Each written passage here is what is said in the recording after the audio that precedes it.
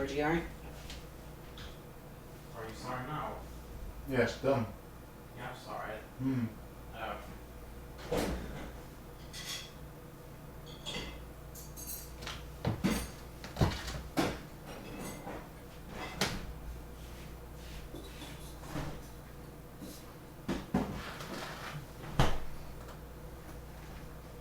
It's actually live? No way. Literally don't look like you are.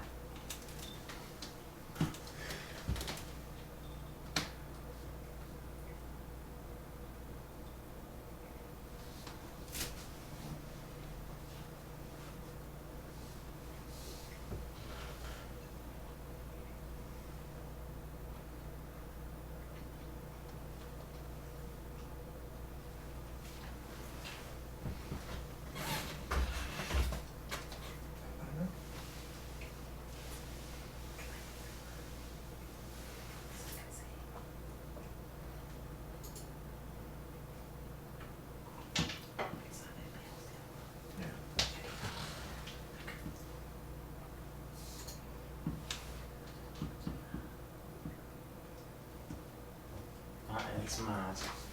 Wow. Anyway, what have you got? What's it there?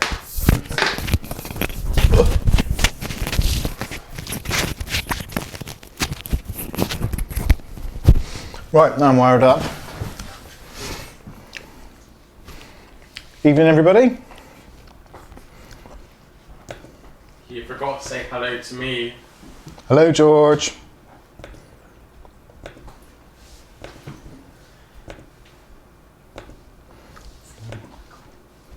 Hello, Michael.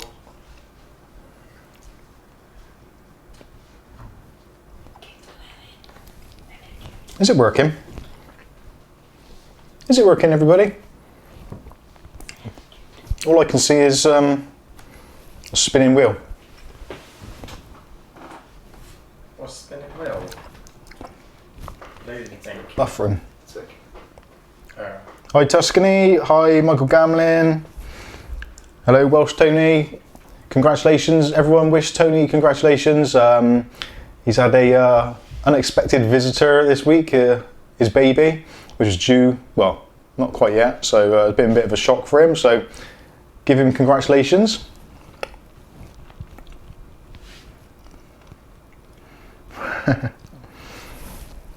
Who else we got on? Aletta, good evening. King Llewellyn, good evening.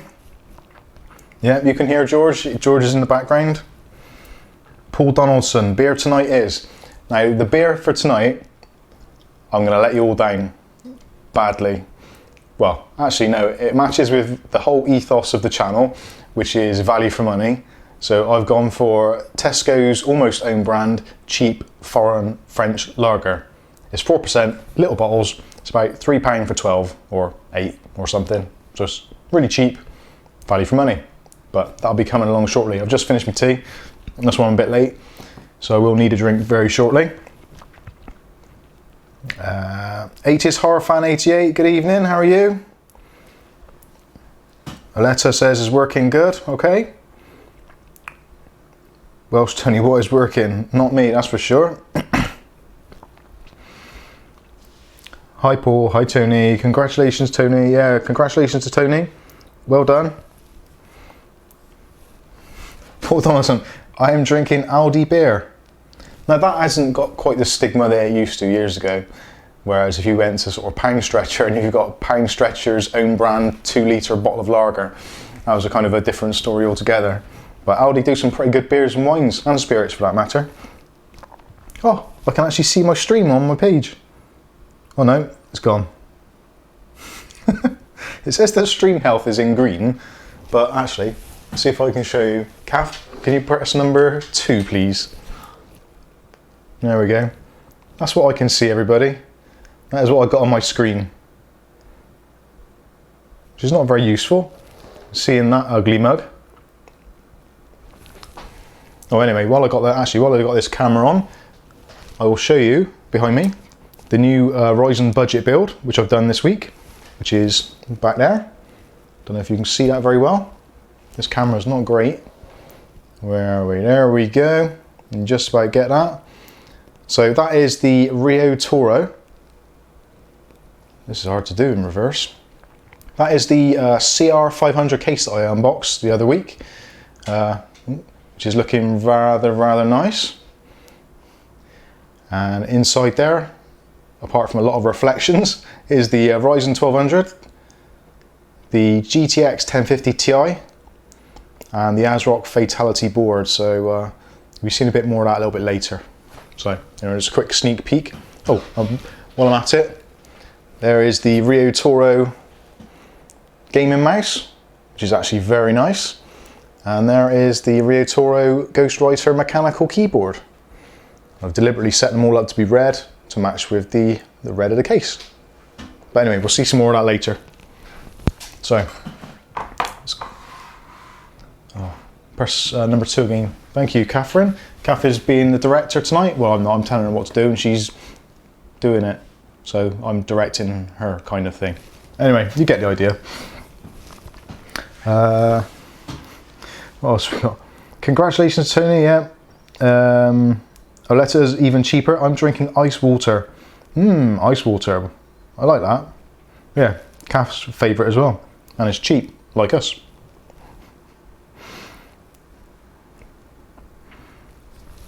Any good tech news from Paul Donaldson? Not really. It's been a pretty quiet week this week, really. You've had the NVIDIA launch, the 2080s and the 2070, which are still kind of everyone's a little bit up in the air about. Is it going to be good? Is it going to be rubbish? It looks at the moment as if under normal rasterization rendering, which actually just to actually I'll go back a bit.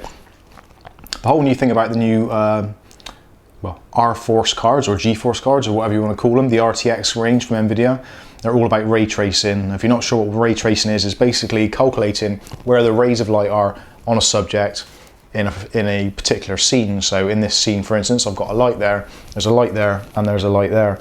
And the light is bouncing off of all different surfaces and hitting me in different areas. Now, the way that is rendered is by a process called rasterization, which is a bit complicated, so I'm not going to go completely into it.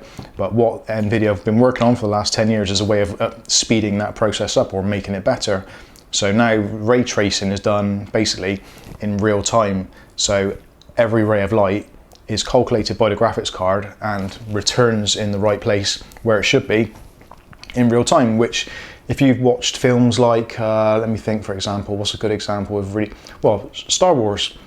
Films like Star Wars, wherever there's like a shiny surface, say for instance like they did in the demo with the Stormtroopers, if there's any lighting that reflects off a Stormtrooper's armour, and then you can almost see reflections in the armour, that kind of thing, all of that is ray traced.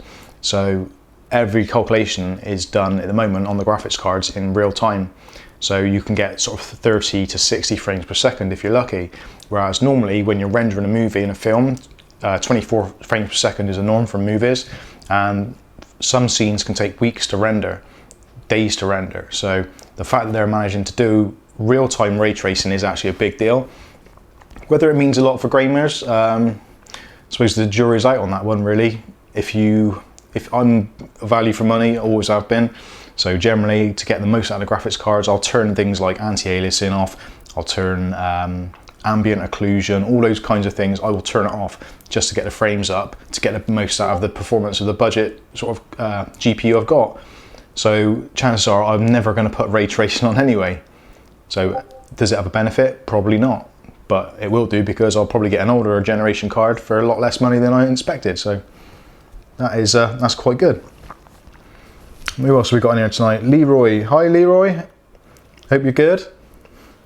And Asante's back. Asante, how'd you get on with your Xiaomi camera? Or should I have not have asked?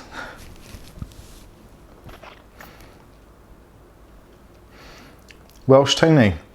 Wow, this is awesome. Got the stream playing full screen on my TV and it's clear as hell. Now, if you watched my video, the how to get a clean output on the Lumix G7, you'll understand why that is.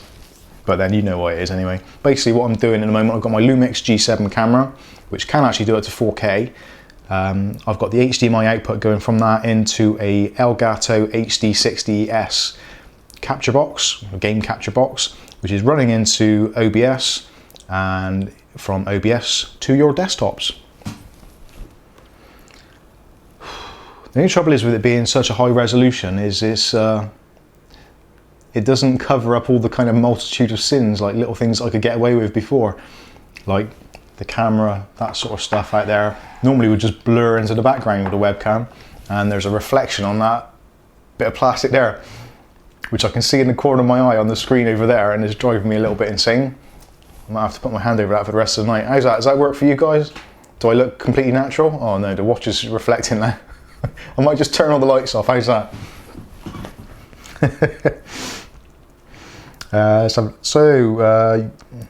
Using phone for chat. Oh, awesome. That's multitasking, Tony. You shouldn't be able to do that because you're a male. So how's your wife, significant other, girlfriend, whatever terminology you want to use, and how's the baby? Tell us all about it. I think ray tracing, so Leto, I think ray tracing will be a good thing in a few years, but right now it's mostly hype in marketing. Yep, it is BS basically. Nvidia didn't have anything really in the pipeline apart from a generally faster generational jump in GPU technology. The ray tracing thing, if they'd have done it this time next year, when Star Wars 9 was about to come out and the whole ray tracing of the whole kind of film was in people's minds, then I think it would have been a better launch. Or if they'd have done it last year when Star Wars was released, I think it would have been a better launch because they could have tied it in with that. But it just, the way they didn't do any benchmarks as well during the keynote speech. I watched that entire keynote speech and I was bored to shit. It was ridiculous. There was nothing happening. It was just like just going on and on about ray tracing, and it was like really dull. And I think all the people in the room just wanted to see crazy graphics, benchmarks, frame rates through the roof, all that kind of stuff, but it never happened. Tony uses the Elgato HD60 non-S. I got to be honest with you, I'm not really sure what the difference is. I think the S just does 60 frames per second as opposed to the 30 for the HD60. I think I'm right in saying, could be right. At the moment I'm doing, actually as far as I know I'm doing 30 frames per second. I don't know if any one of you can check on your little settings cog and see if it should be 1080p 30 FPS, I think. But if someone could verify that, it might be coming up as 50 because the camera's doing 50 to keep the hertz in sync with the lights and stuff. 60? 60? Harvey Linden, you pulling my plonker. Asante, oh, 2 versus 3 meaning S delay is lower. Oh, USB 2 over USB 3. Okay, that makes sense. 60 FPS. Tuscany Valley, I'm not joking. 1080p 60 frames per second. Holy shit. That's good. Now, actually, I've made a little bit of a change to the setup here because previously I had the machine that was behind me, which was CAF's old Ryzen 1700. Now I've now changed my streaming setup. The OBS is now on my machine, which is the Ryzen 1700X over there. I think it's got the same graphics card in, and it's actually got the same amount of memory, but maybe the 1700X with the extra bit of horsepower is allowing it to do better frames per second. I never chose 60, I think it's just done that by itself, so which is actually a bit odd because the camera's 50 and that's 60, but I guess it still looks alright. Weird. Okay, right, no benchmarks we could use for new cards. There was a short Asian guy in a nice leather coat. Yeah, I like that leather coat actually. And do you know what? It reminded me, well, a few years ago when I actually had hair and I used to wear a leather jacket pretty much all the time, constantly. I'm not sure if Adam from The Blind Divide's on at the moment. You could verify that for me when I first started working with him. I think I probably wore a leather jacket all the time because it was so damn cold. And Kafa verify it, I used to wear a little, well, they weren't actually leather jackets as well because unfortunately, like the CEO of Nvidia, I didn't have that much money. So I used what we tend to call pleather, which is a very fine mix of plastic. but it's weatherproof, and it's only about 30 quid for a jacket, so value for money, it's what we're all about. Up a bit, Paul, what have I got? Oh, what's Paul said? Kath's directing me now. Paul. Mike, can you say hello to Emma Donaldson and give her a wave? Yeah, of course I can, Paul. Emma Donaldson, good evening, good afternoon, good morning, wherever you are. It's nice to have you along for the ride, or whatever it is. So, how you doing? There you go, Paul. You owe me £5. I'm joking. What's that? Sante. Sorry, I'm not doing very well with these questions at the moment. The Gamescom thing is very disappointing. Yes, it was. Tony, right, his wife is good and should be home any day, and my little boy is getting better by the day. Oh, that's wonderful news. Needing less and less support each day, and it's been less than a week. Oh, that's fantastic. I understand he's quite drastically premature. I was probably, I think I was, Kath might be able to help me out. How premature was I when I was born? Not that you were there, but I was about a month premature when I was born, so I think yours is what, 2 months early, which is quite a big gap. 60 FPS. Asante. I had no luck. Tried a few different methods, but still no luck. Looks like you might have a hardware problem there. Not too. Depending where you are in the world, you could, if you wanted to. Well, maybe we can work something out. Maybe you could send it to me, and I'll use it on one of the live streams, and I'll try and repair it and get it working on a live stream. And then obviously send it back to you, or I'll just buy you another one off Amazon and get that sent to you. Maybe that's something we could do. What do you reckon, guys? You reckon that'd be fun to watch me destroy someone else's IP camera? Bulletman135, hey Mike, how you doing? Good evening. Where are you from? Where's everybody from tonight? I want to know where everyone is, so I can get like an idea of your geography. I know Tony is obviously in Wales. Well, unless you're not in Wales at the moment, or Scotland if you've gone home, or whatever. We've got Harvey, I think he's very near to us in the Bristol area. Tuscany is in Texas, I think I remembered rightly. Oleta is in Ohio, maybe? Come on, where are you? Where are you all? Where are you at?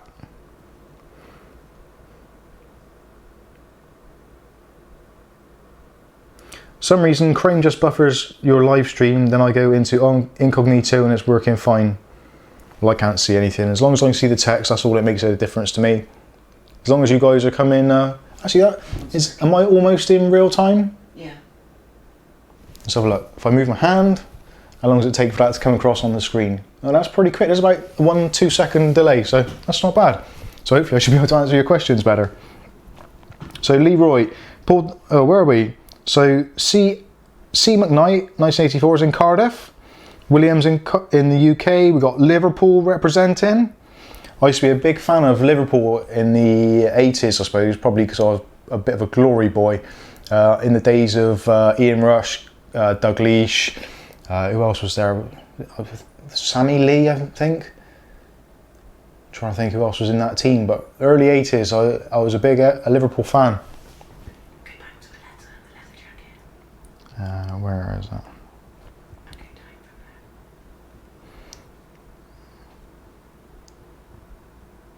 Leather jacket. Tuscany Valley. Mike, where did you get that shirt? I need it. What, this is the Alt Control Delete. If all else fails, Alt Control Delete.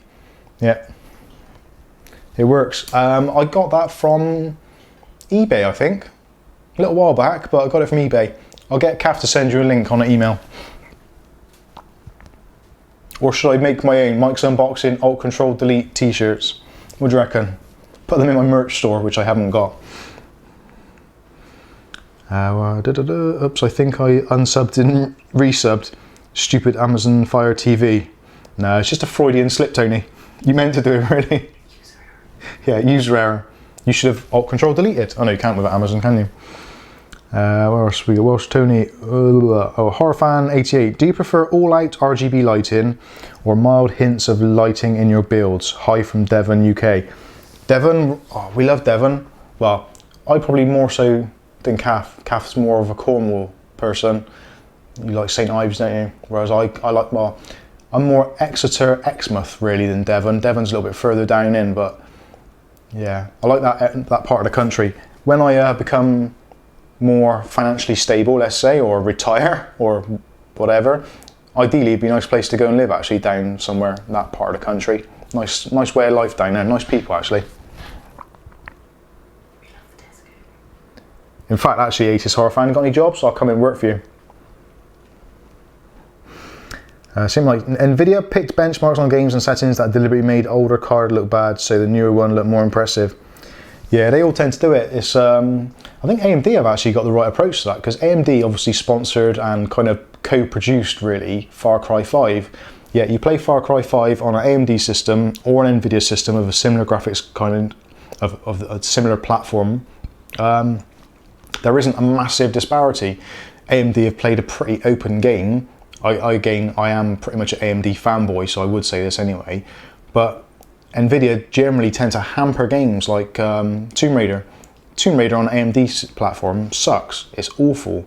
And Rocket League's pretty much optimized for GeForce, I think I'm right in saying. Harvey can probably back that up for me.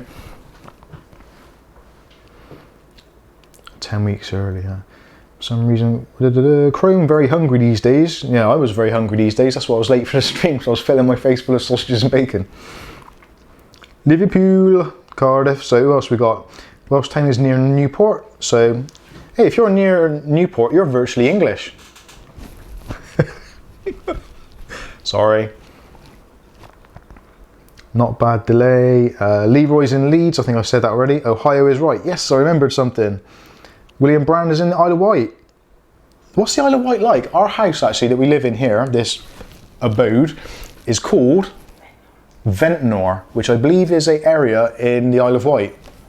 Is it a shithole or is it a nice place? Because if so, I'm going to change the name of the house. Oh yeah, and Kath likes Sandown, she's just saying. Now Leroy, Leeds is a funny place. For some reason I've never been there. Well, we're saying that, I don't think I've been much further north in probably Birmingham. Leeds is probably a little bit too far up for that, but never been there. Maybe I should. Not bad delay, not the Leroy Headley, good idea. I'm not sure what the good idea was. Oh, Paul Donaldson, Hanson, Souness, Dalglish. Oh yeah, that was it, yeah. Those were the great days, those were. Sorry everybody if you're not into football in any way, shape or form. I've got to be honest with you, I'm not a massive football fan, but in the early 80s I was at school. Oh, PC's gone to sleep. I was at school and basically you were either Liverpool or Man United, or you had some kind of weird kids who were on the fringe with Watford and that kind of thing. But of course you had your local teams, Bristol Rovers, Bristol City, so there was always fights in the playground. I don't know, does that still happen now with football teams? There's still fights in the playground over which football team's the best? Oh dear. Any more thoughts on the Raspberry Pi?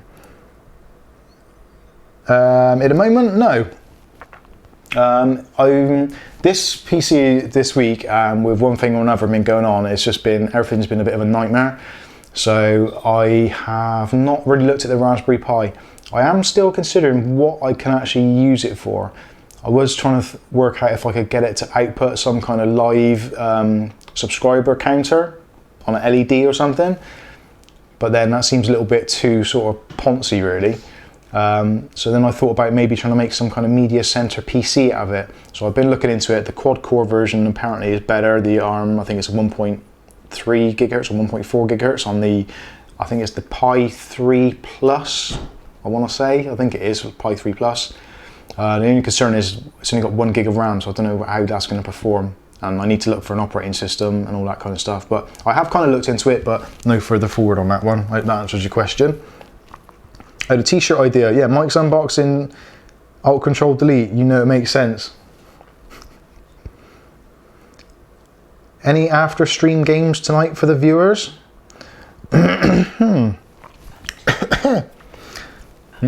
Up to. There's nowhere to go up. 80s horror fan, where are me? I'm 12 miles from Exmouth. Oh, cool. I used to holiday frequently, like every year, pretty much, almost, at Sandy Bay, the Devon Cliffs Holiday Park. I don't know if you're anywhere near that. Although saying that, if you're 12 miles from Exmouth, you probably are. Because that's quite it's a weird area. It's like loads of little villages and stuff, but then there's like loads of space in the middle where there's not a lot. Oh yeah, and you've got Budley Salterton as well, haven't you? And what's that beach we walked round to, Cav? Was that Budley Salterton? Yeah, we walked from Sandy Bay to, where was that other bay? We walked around the Jurassic Coast for miles and we ended up in Budley Salterton. The kids were dying, but it was a nice walk. A letter, I'd love to visit the UK, but I don't like airplanes or boats, so I'm waiting for someone to build a bridge. Yeah, funny, the English or the United Kingdom don't really build bridges. We tend to destroy them, if anything, like the kind of Brexit thing. And although we did build the underwater bridge, the Channel Tunnel, but I don't know why we did that really. That was probably a big mistake even then. Any after streams games tonight for the viewers? I don't understand, Harvey. I really don't.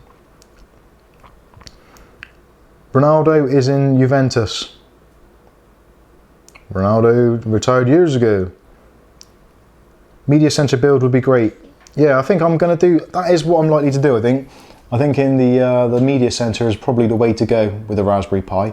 I have, well, I've just finished this build, which I talked to you about earlier. That is supposed to be the media center build for in the front room. But because the cost is crept up a little bit, I'm really hesitant to put it in there, even though this little PC is amazing actually. The gaming performance and the actual usability and the speed of it for a Ryzen 1200 really did surprise me. I know I had the Ryzen 3 2200G, which Cap's now using, and that was really good, really snappy, but that thing's like in a league of its own. I've done some benchmarks earlier. It was like, this is actually really good. I think it's probably too good to be wasted as a media center and hidden behind a PC, hidden behind the TV. Because it does look nice, don't it? Do you reckon? Do you guys think it looks good? I'm really impressed. The only thing that lets it down in there at the moment is the GTX 1050. But we'll get onto that in a bit. Eurotunnel. What about suspension bridge? Yeah, we built the suspension bridge. Talking of bridges, actually, Tony, you've probably seen this one. And who else was in? C.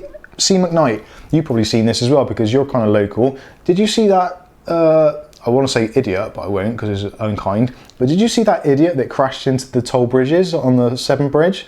What was all that about? How fast do you have to be going in a straight line for like quarter of a mile to not realise there's a barrier there? Really? I don't know if they got hit into it by another car and they were kind of like, couldn't decide which toll booth they wanted to go into and thought, do I go left, do I go right? Oh, sod it, I'll just go in the middle. Which one of my relatives did in a car many years ago, but that's another story.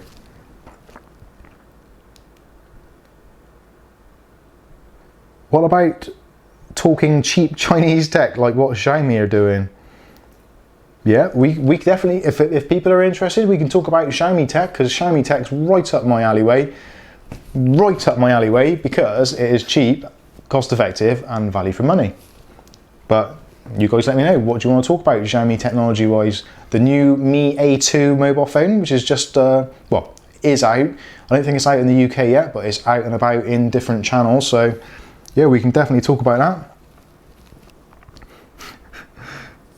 Xiaomi bad. Now Tuscany, I would expect better from you. You've jumped onto the Go America bandwagon to ban Chinese stuff, haven't you? So yes, bad Tuscany.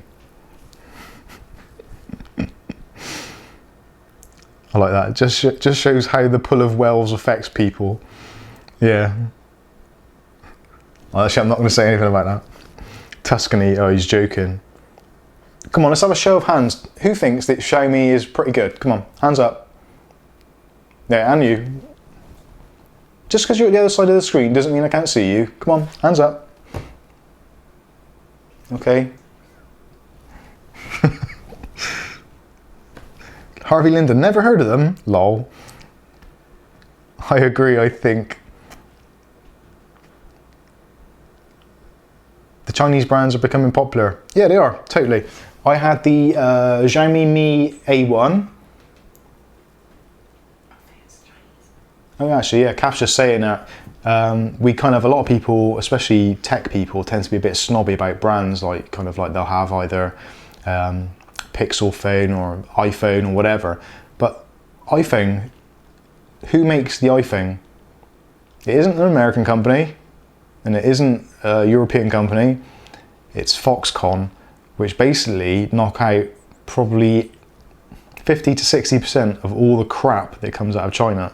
So don't get snobby about your devices. Yeah, you might have nice branding, they might have good operating systems and stuff, but realistically, most of these things come from the Shenzhen, or I don't know how you pronounce that area, but I think the Shenzhen area of China is like a massive place where basically everything comes out of. But they too much like Apple. Yeah, but don't you think that's a good thing? You can have something which has the design language of Apple, which is generally deemed as being kind of the best, but having the flexibility of an Android operating system on a phone. To me, that is why I bought the Xiaomi Mi A1, because it looked like an iPhone 7. It had the spec of an iPhone 7 almost, but at like a third of the price of an iPhone 7. And I could add memory to it, I could plug headphones into it, I could change SIMs whenever I want to without having to get it unlocked. I can't see the issue. The only issue being is obviously the privacy thing. You don't know what's in there as regard to backdoors and spyware and all that kind of thing. But like I said on the previous video, I haven't really got anything to hide. I don't really do a great deal of banking online. If somebody wants to hack my channel, fine, maybe they'll get me some more viewers. But they can sub for all I care.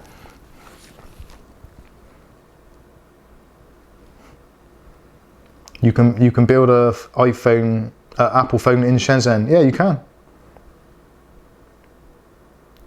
Foxconn was the last word I heard. Foxconn. What did I say after Foxconn? Yeah, basically everything comes out of China and Shenzhen. Foxconn being one of the big distributors or big manufacturers or OEM to kind of Apple, Nokia, I think, Samsung to some extent. Intel, not Intel, sorry, Microsoft, Freudian slip. But yeah, a lot of stuff come from there.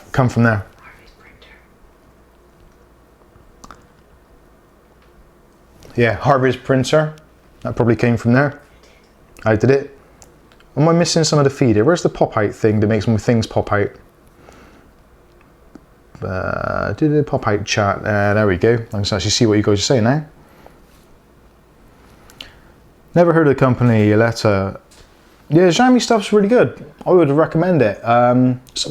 The IP cameras I've got, they're Xiaomi Dafang. They do the Xiaomi Neo Fang. There's loads of it. They do a little smart band, like a fitness tracker, which is the Mi Band, which is fantastic. All of them are really good. And Xiaomi software actually is really good as well.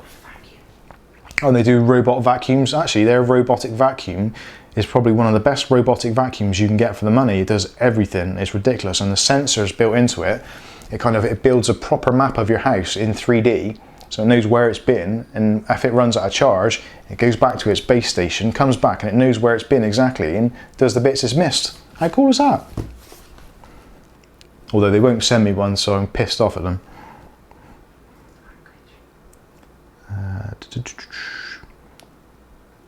Harvey, his printer's from Shenzhen, it's amazing, yes.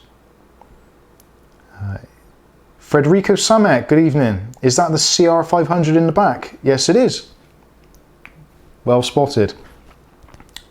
And we're gonna talk about. Actually, do you guys want to talk about that? Do you want to talk about the budget build? And actually, I've got a challenge for you as well. The Xiaomi M box. Xiaomi Mi box. What's that? M box. M box. That's what people say.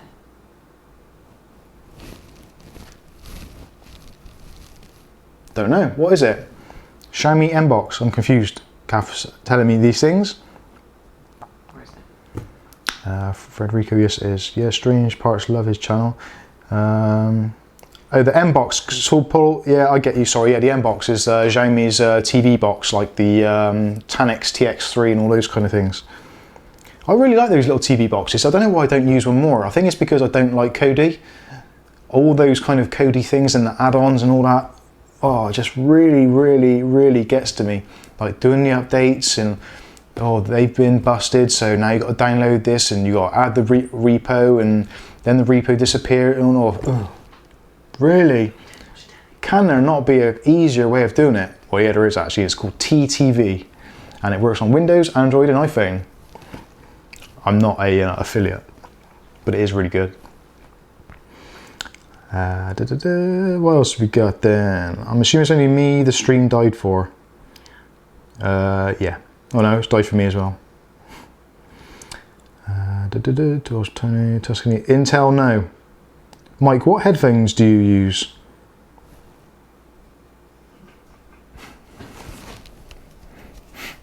None. Actually, saying that, I don't use headphones. I have in the past used Bluetooth devices in the car and that kind of thing. I have actually ordered some Creative Labs headphones, but they're Bluetooth headphones with a bit of a difference, which you'll find out when I do the video.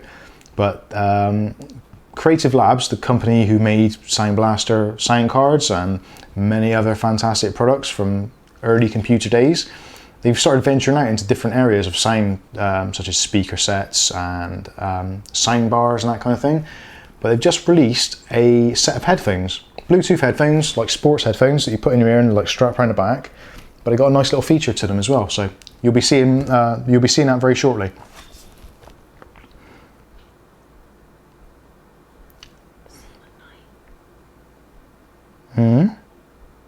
What's that? Foxconn used to make cheap motherboards. Haven't seen one in a while. Yes, they did actually. I remember probably 2000 and maybe 2004, 2005. I think it was. Foxconn decided to, rather than just be an OEM for other manufacturers, they would release boards in their own right. And I think they started with, I think it was Socket 775, and it probably would have been the AMD XP chips, I think, Socket A. I think that's when they started doing them. And at the shop I worked at, M Squared, we had some in and they were awful. We were using them for our kind of builds for customers, for like the set out spec machines. Like we had a, what was it we had? We had a Discovery, a Sprinter Deluxe, a Fog, and all these kinds of different brands that we did of our own specs. And most of the returns were actually Foxconn boards. They were awful. I don't know who did the quality control on them. I think it must have been like Stevie Wonder or something.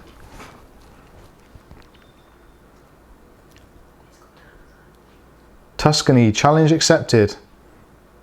Okay. What challenge? Crazy boy. You'll have to put me in contact with your contact at Xiaomi. I haven't got one. I wish I did actually. I've tried contacting Xiaomi directly and I don't think I got the right keyboard for it, so that doesn't work. The people at GearBest, who I've got an affiliate account with, they contacted me and said, oh, do you want to try some products? And they're the ones who sent me the Xiaomi Dafang, the first one. And after I used the first one, actually no, I think I bought one first and then they sent me one after. I'm not too sure, but Xiaomi Dafang camera, I know people have had problems with them, but considering how many hundreds and hundreds of thousands of units they've sold, the very few people that have been vocal about the problems with it completely outweigh the people who've had them and have had no problems whatsoever. Again, I know I keep on harping on about it. If you want to keep an eye on your home, you want to keep an eye on your kids, you want to keep an eye on your garden or whatever it may be, you want to keep an eye on, I don't know, your tropical fish tank during the day, get a Xiaomi Dafang camera, set it up. They're amazing. You cannot beat it. The time lapse, the motion capture, the alarms that notify you, so if there's a noise going off in your house, like someone's breaking in or your cooker starts pinging or whatever it may be, it sends you a notification. It's just a great device. It's flexible, you can put SD cards in, you can take the footage off, you can record it, put it on your TV, you can use it to make videos, whatever. It's great. That's enough of that. Actually, where's my phone, Catherine? There we go. Right, this is an impromptu demonstration here. from the Xiaomi camera. So I'll go into the Mi Home app, which will probably not load now because I'm right in the middle of 3 rooms. So what room should we have? Let's have, ooh, should we have, yeah, kitchen, because the kitchen's tidy at the moment because we've got a visitor. Actually, this probably isn't going to work for clarity's sake, is it? Because, oh, it might do. Typical. When you want to go into it, there's an update available, so it's taken a while. And right, let's go full screen on that. Which button is it? That one there. Okay. So that there at the moment, if you can see it, that is my kitchen. It's probably not going to focus because the camera. Yeah, do it on the other one. Okay, so you guys, you can see that? I can't see the screen myself. So there's my kitchen. So all I have to do, if I move that. Oh no, there we go. So Kath, go and walk in the kitchen. Turn the light off. Don't turn the light off, that's cheating. It's still showing it. So Kath's turned the light off now, so there's the night vision. You're supposed to walk in there so it tracks you. Oh, she's such a wally. Go backwards. Go on, go backwards. Pretend it's we're rewinding. Oh, turn the light on. I can't see you.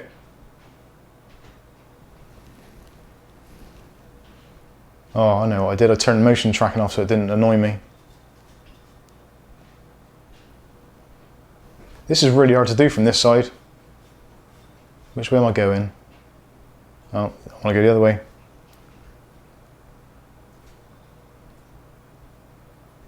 There she is! And you can zoom in and all that sort of stuff. But for 20 quid. Oh, you better press the button, Kath. And there we are, we're back. So, did you get the idea? How cool is that? It's behind you, yes. But how cool is that? You got all those features. I didn't turn the motion tracking on, so that was a bit of a letdown, I do apologise. But yeah, it's a great piece of kit. Xiaomi, they are billed as being the kind of China's answer to to Apple. And yeah, they do some pretty good stuff. Sorry, I do apologise, I left my vapes there. I have one vape for different moods. So that's when I'm feeling a little down, and that's when I'm feeling a little less down.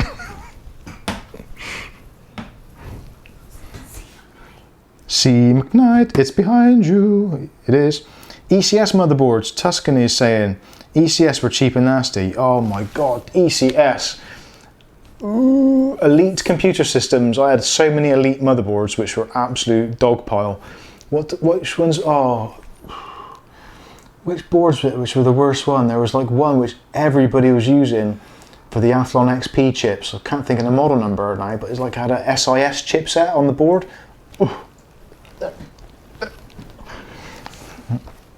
Jesus.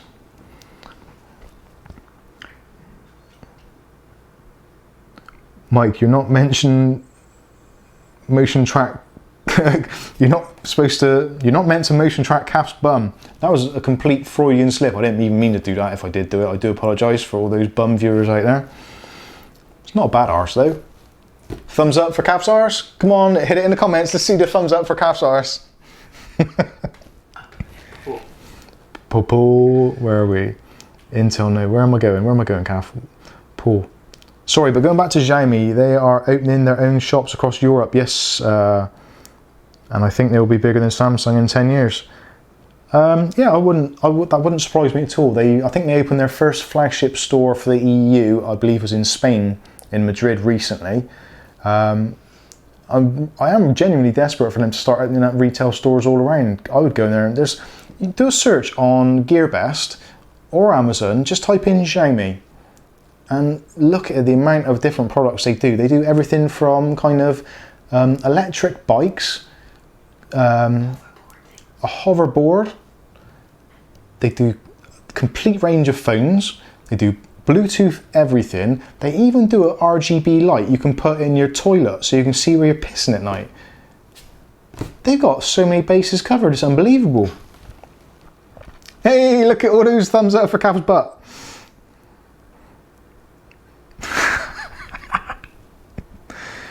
What is that RGB light going off on the table?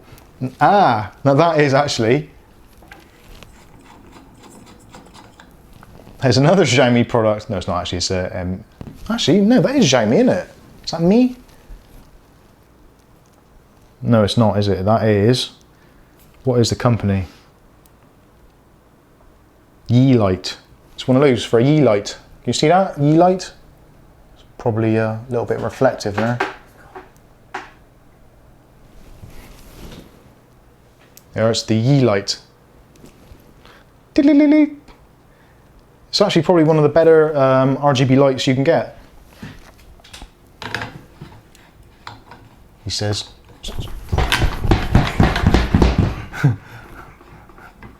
It's right, I've not killed myself, honest.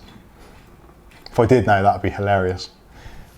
Yeah, so it's a great light because it's actually similar sort of brightness as a, well, that is a fluorescent type bulb in there, which is about 150 watts, I think, but it's reduced down to whatever the kind of LED equivalent is. But that's like I think it's a 12 or 13 watt light bulb, so it's actually really nice and bright, but it's also RGB, and you can let it set it to flow and stuff. Somebody clip Mike bonking the chair. Thanks for that. It's nice to be appreciated. Yeah, actually, make a meme of me bonking the chair, getting electrocuted. I'd appreciate that. I bought the Philips Hue bulb, silly mistake for the price, lol. Yeah, they were quite expensive, weren't they, the Philips Hue? I kind of like the system. I've got the Hive system, and I've got well, Hive lights. I've got the, what's what I got? Can't help me out. What have I got? Oh, Google Home. Oh, damn, shouldn't have said that. Well, here we go. How can I help you? Funny enough, actually, the other night we had, George was in the bedroom. That sounds really dodgy. Let's just rewind that. Let's pretend that this didn't happen and we'll start again. The other night we were talking in a room that wasn't the bedroom, and we said a phrase, and as soon as we said it, it was, oh, that's what it was, 8-ball pool. 8-ball pool. Oh, it's not doing it now. Is anyone else's Google Home started going off now? That's what I said, oh, play 8-ball pool. The phone's not doing it. Stupid piece of machinery. Now, this is actually the opposite side of Xiaomi. This is a Huawei phone, or Huawei, or however you want to pronounce it. Oh, sorry, I forgot about the lights. And so this is a Huawei P10 Lite, and I bought this with it being, in theory, a really nice little phone. So it's a really nice display, IPS display. It's 5.2 inch. It's 4 gigs of RAM, 32 gigs of storage, 8-core CPU. In theory, you'd think it's got all the bases covered. Fingerprint sensor, nice place. But it's still on bloody Android 7. Like, 9's out now-ish for most people.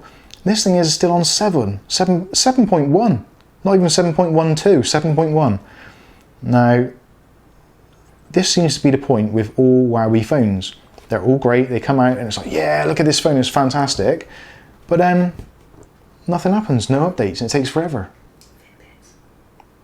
Yeah, and half the time, if you've got a Fitbit or some kind of Bluetooth device, chances are half the time it won't work, or it'll stop syncing, or it'll decide that its idea of what your Bluetooth should be doing is more important than what you want it to do, so it'll disable your Bluetooth, so your tracker stops. So you're expecting a notification on your phone, on your watch from your phone, and you get absolutely nothing. Sod all. Rubbish.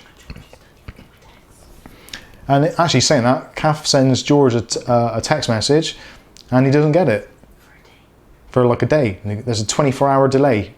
Exactly 24 hours it'll come through. What's all that about?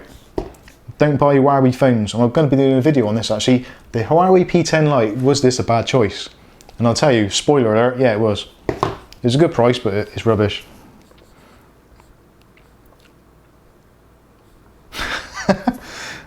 Harvey says it's actually hidden, but I'll show you that. Someone clicked my bulb in the chat. I got 6 hue bulbs. I like them personally. Yeah. Do any of you have a weird kind of thing? Not buyer's remorse. It's a little bit more deep rooted than that. Do you ever get to the point where when you have to ask your home assistant, be it Alexa or whatever, do you get to the point where actually it becomes a pain? Like for me, in the living room, we've got 3 smart bulbs in there, little lamp, big lamp, main light. And when I go in there, the wall switch is literally on the wall. So it's actually quicker for me to touch the wall switch than what it is to tell Google to turn the light on. And then I start talking to her, and then like she's getting all needy and lonely and stuff, and she just wants to have a conversation, and she starts asking me stuff. It's like, which light do you want, or how bright do you want it? It's like, just put the damn light on, woman. What's the matter with you? Technology.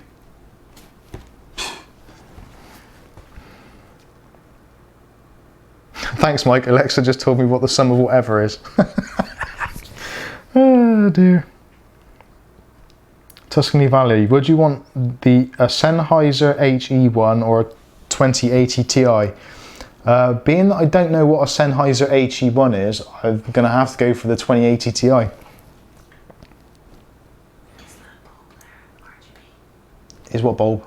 That one? Yes. Who's asked that? Tony said it's not RGB though. Tony, the bulb, yes, it is the bright bulb. I will go into my Yi app. It's made by Yi Light, and it's the Yi Light colour bulb.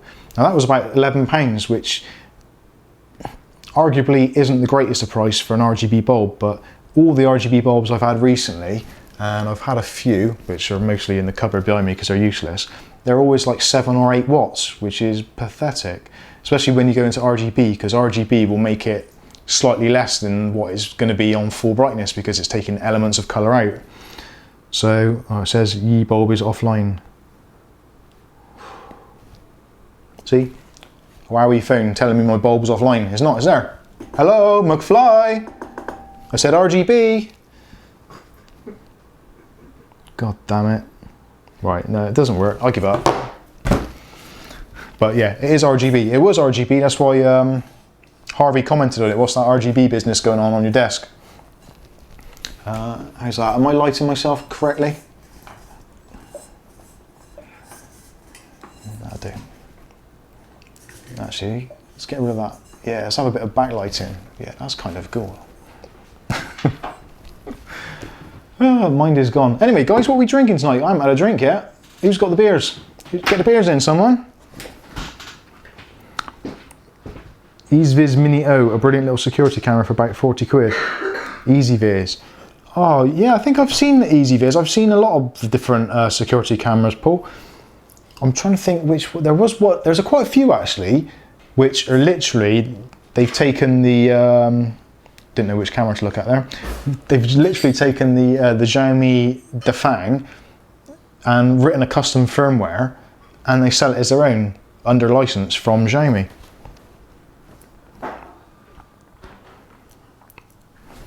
Oh, computer's gone to sleep again. I really must mess around with those power saving settings. Oh, the monitor's gone off anyway. Another question. I turn my switch off and when I put... yeah, that isn't it. You put your smart bulb on your phone when you've turned the socket off and you're like, I'll get up anyway. And a pain in the ass is actually, with these apps for the smart stuff, you set it all up, don't you? And you want it to be nice and easy to use. But on things like, say, the RGB bulb, if I'm looking at it, I'm thinking, yeah, I want that either on or off or a little bit lesser colour. And then by the time you've gone into your phone, unlocked it, gone into the app, got it to synchronise, it's like, oh, I can't be bothered. I'll go and have a pint instead. Speaking of which, cheers everybody. Salute. Good health.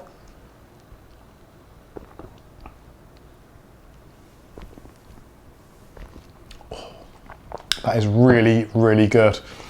Kath, grab one of the empty bottles, please, if you wouldn't mind. I got where?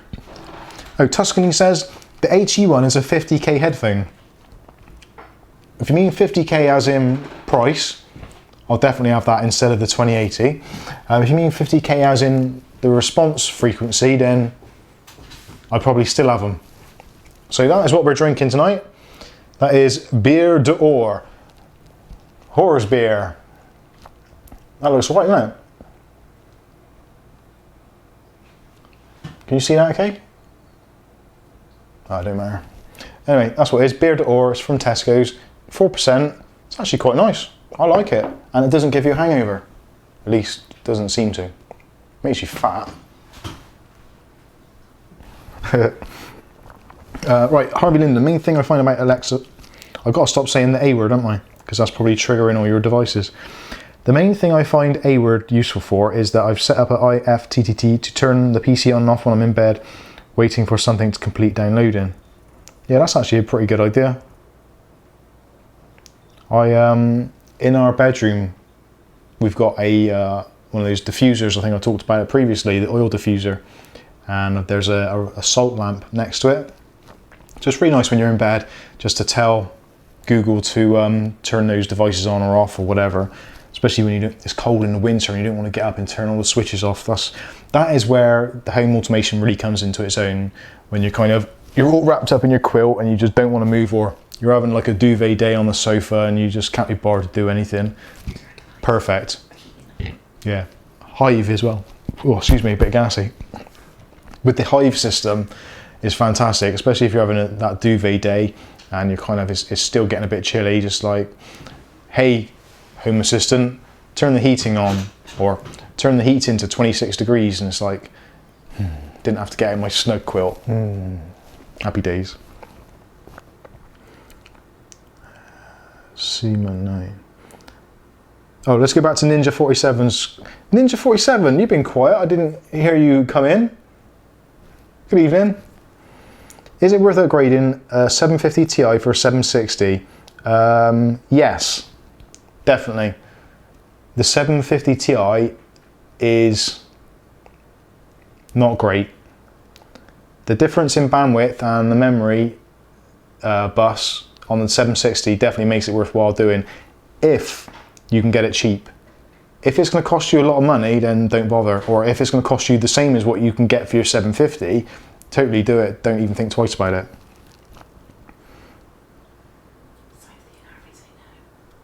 Sophie and Harvey say no. Okay, I can kind of appreciate that. I don't know why. If, like I'm saying, if both cards are the same price, or you can get the same money, so it's only going to cost you maybe, I don't know, £5 or £10 more to go from a 750 to a 760, yeah, totally do it. I've had both of those cards for extended periods. I had the, I'm trying to think which one I had. I had the Palette 760, the one with the gold and red and the white LEDs, and that was actually a pretty great card. And then I actually went out and bought a 750 Ti to put in a machine similar at the same time, and the 750 was a massive, massive disappointment. As is, I've got to be honest with you, the GTX 1050 Ti, the Zotac. Don't buy this card. If a card has that on it, don't buy it. It's pointless, totally pointless. Save your money.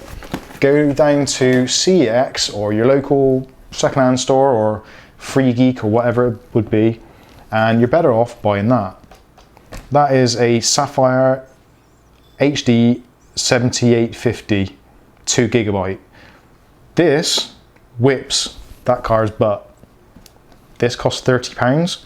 That costs £130. Yes, this is a few years old. Still does DirectX 11 relatively easily.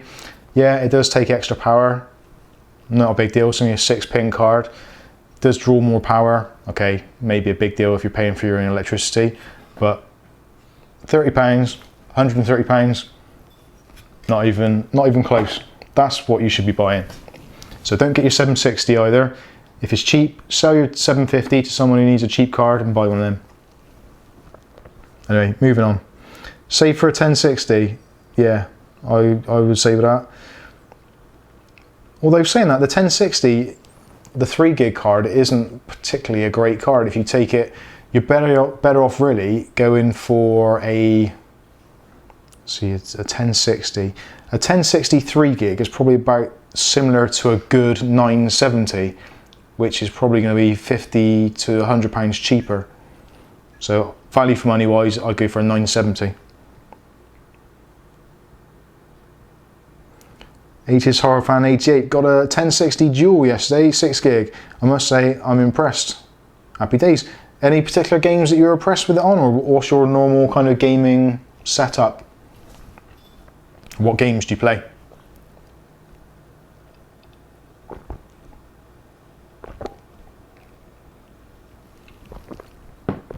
Paul Donaldson. Have you seen how cheap wireless charging has gone? I have bought a wireless charger pad and a receiver for less than a tenner. Bloody hell. That is pretty good, isn't it? How did you find it? Is it useful? Actually, saying that, let's rewind this a little bit. Is this for an iPhone, or is this for Android device, or is this like a generic thing? I'm actually intrigued now because our daughter Angel, if you're watching Angel, this is going straight to you. So lots of love. She is a cable maniac. She destroys more cables than, well, yeah. As fast as China can pump them out, she buys them for £1 in the pound shop and then destroys them.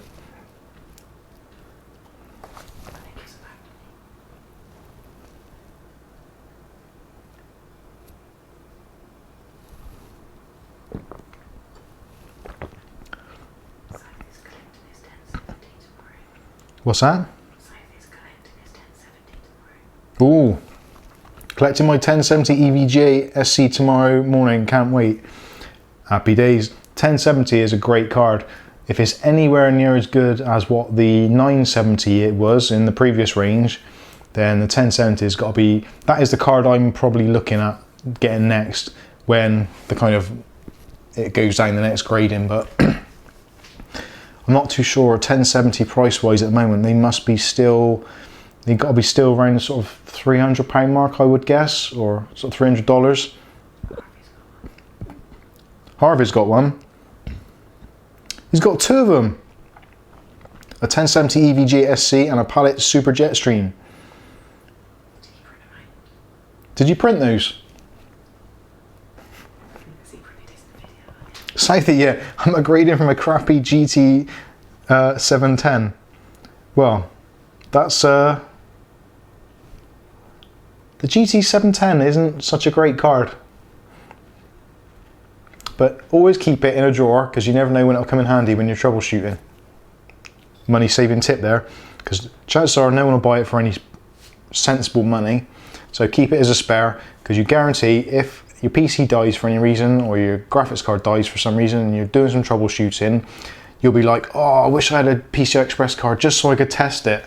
And the GT 710 is perfect because it doesn't require any power and it's tiny. It don't want to take up a load of room in your wardrobe or whatever. Just chuck it in a drawer, keep it, because that will always come in handy.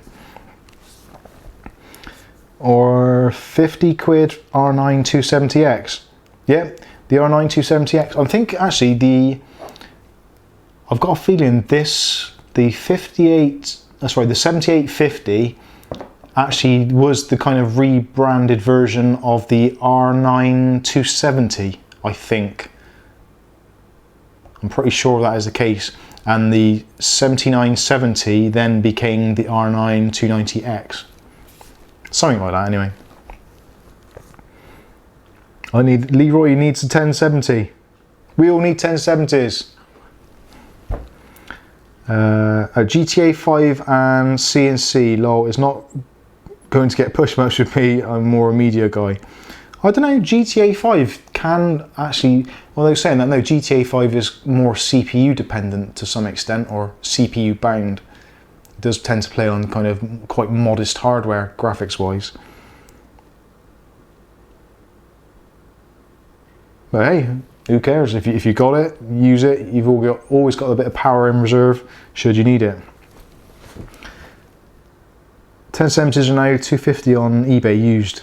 So yeah, that's coming down to, I think as soon as the 1070s hit 200, that's probably when I'm going to bite. Because I don't see the point of spending that much money on a graphics card. Because, well, it's like, for instance, I've just been offered the trial of, oh, what's the game? Dying Light Bad Blood. Don't know if you guys have heard of it. I'm a big Dying Light fan. I love playing it.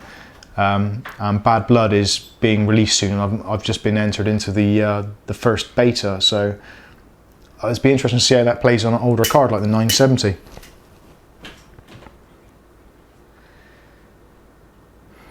'80s horror fan. Mainly got the 1060 so I can watch wrestling in VR. Ooh, how does that work? Wrestling in VR. Do you get to see all around? I guess when you say wrestling, you mean in like WWE or whatever it is now. So do you get to see like from the above the view of this of the kind of the ring, or are you kind of crowd level when you can look around at the other crowd? That's quite intriguing, actually. The wireless chargers for my Xiaomi phone, Paul Donaldson says. The receiver goes behind the cover. It's much better. Check it out on Amazon. Yeah, that's not a bad idea. Is it a universal charger, or is it purely for the Xiaomi phone, or is it on a specific connection like micro USB or whatever? Quite interested. Aletto says GTX 1070s are about £400 on the US Amazon. At WWE. Awesome. Right, okay, I said to some of you guys I would show you inside the PC that I'd built over the week. So this is the AMD budget build. I'm actually really pleased with it. So I'm going to take the side panel off and let you have a good look inside so you can see what it's like inside for those of you that may be thinking of building with this case. Now, I have had to remove the two front fans. Purely because I didn't like the look of them blasting red light through the front. And for some reason the motherboard I've got, the Fatality, doesn't seem to know the difference between a DC fan and a PWM fan. Now for those of you that don't know either, you shouldn't have to because you're not a motherboard. But a motherboard has either a 4-pin or 3-pin connector. 3-pin is DC, and 4-pin is PWM. The extra pin gives you kind of like a readout of the RPMs and how much energy it's using. So if a motherboard's not using DC, it uses PWM and vice versa. So you should be able to control your fans with one or the other. This doesn't have the option to choose DC or PWM. So with the standard DC fans that are in there, when you try and set up the fan profiles, 100% actually reads out less than 80% and vice versa, and carries on weirdly all through. So you can't really have any control over the fans. Well, you can a little bit, but it takes a lot of faffing around with. So I'm going to end up putting 2 PWM fans in there just for the sake of it. And I'm going to get Kath to open the window because she's smoking in here and I can't see a damn thing. Yeah, women. Right, camera number 2, please, Catherine. As he smashes the glass. Okay. Right, so there we go. How much you can see there. So I did talk about previously, I bought that little cable to convert the 4-pin to the 8-pin, and that's what's turned out. So you've got a Riotoro fan in the background there, and I did end up putting the RGB in, which is probably going to blind you now. So you've got a nice bit of RGB there. You've got the filter in the back there with the little magnetic cover, which is quite a nice little trick. I don't know why you need it really, but I suppose it stops any dust coming in.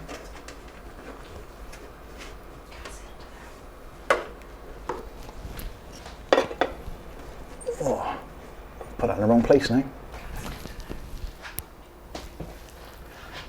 Okay, so there's a Zotac 1050 Ti, so if anybody wants to make me an offer for that, I'll gladly get rid of it because it's rubbish. But what do you reckon on the motherboard? It's quite nice, isn't it? You've got the Fatality ASRock glowing RGB, which you can't really see because all the lights are on. Kath, can you kill those 2 lights or that one? But you kind of get the idea anyway. So what do you guys think? I'm pretty happy with it. Looks quite nice. The light's a bit better now, so hopefully you can see it. Oh, the feed's gone.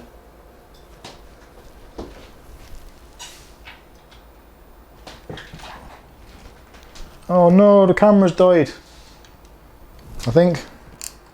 Oh yeah, the light's gone out. Did I pull the thing out?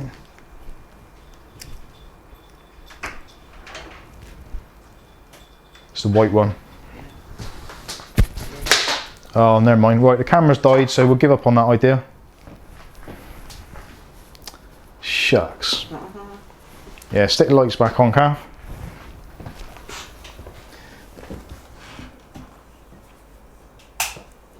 There was a Cooler Master G750 PSU on 35 from eBay today, new from What? £35? Stunning board.